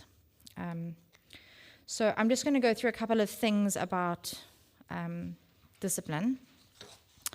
I would like to look at what causes bad behavior, if that's okay, and leave the Proverbs passages up to you, because I think we've got about 5 minutes left. So primarily what causes bad behavior is, I think, first and foremost, we should say sin. As Christians, sin causes bad behavior. We're self-seeking little creatures. I had a conversation with someone the other day about Islam, and they were saying to me that how in Islam they don't believe that children are born sinners. In Islam, they believe children are blank slates, and that is why they can weigh up the good and the bad as they get older. It's what's fundamentally different between Christianity and Islam. Christianity, we believe children are born sinners, and if you've ever looked after a child, you have discovered that. A friend of mine's they've just adopted a little one, and he is capable of snatching and pinching quite early on, actually. Because actually we're all capable of getting what we want. The children also have little or no understanding of the impact on others. Empathy is developed. There is a level where some people never develop empathy. Does anyone know what we call people who do not develop empathy? Narcissists or sociopaths. If they use their lack of empathy to hurt someone, we change it to psychopath. That's the term. But children generally don't have empathy, and they develop it as they get older, and we have to practice teaching them empathy. So those of you who grew up in a home, your parents probably said, there are other children who don't have the food on your plate that you have if you don't want to eat your food. That's actually a lesson in empathy as you grow old. It so does not work. So does not work. Oh, I know. I was like, fine, give them the food. I don't mind. Things like that, asking them, how do you think your brother feels when you hit him? That's practicing empathy processing, right? But they struggle with it. It's not a natural thing. They've got to learn it. And so, make sure that you're teaching them that and bearing in mind that's why sometimes they have bad behavior. Sometimes bad behavior is a failure on part of the teachers and the leaders to show that children are loved and valued. Sometimes there's clear favoritism in the class, and the children know that, so they act up about it. Sometimes we have unrealistic leader expectation. We want to be the child's friend rather than their leader. So we fail to pull them into line, or we're too permissive. Sometimes we set tasks that are too difficult for sporting activities or questions, and then they're going to behave badly because they can't achieve it, and so they're going to get distracted. Sometimes we set out tasks that are too fearful.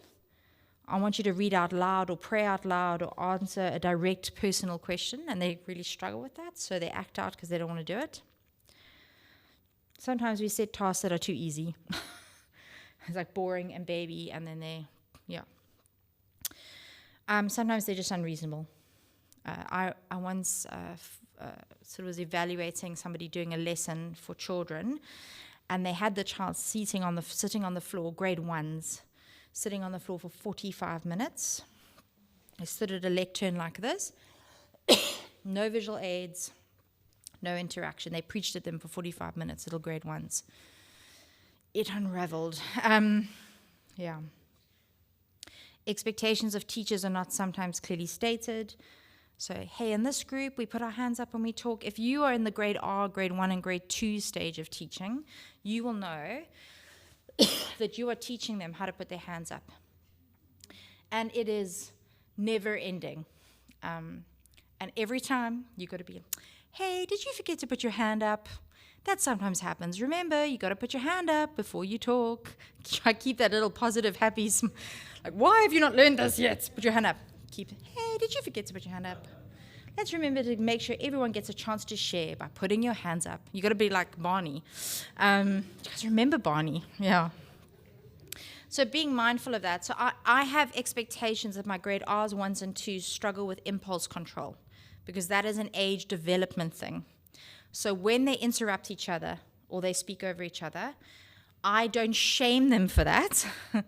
I say to them, I think you've forgotten. This is what we do in the classroom. We try to do this.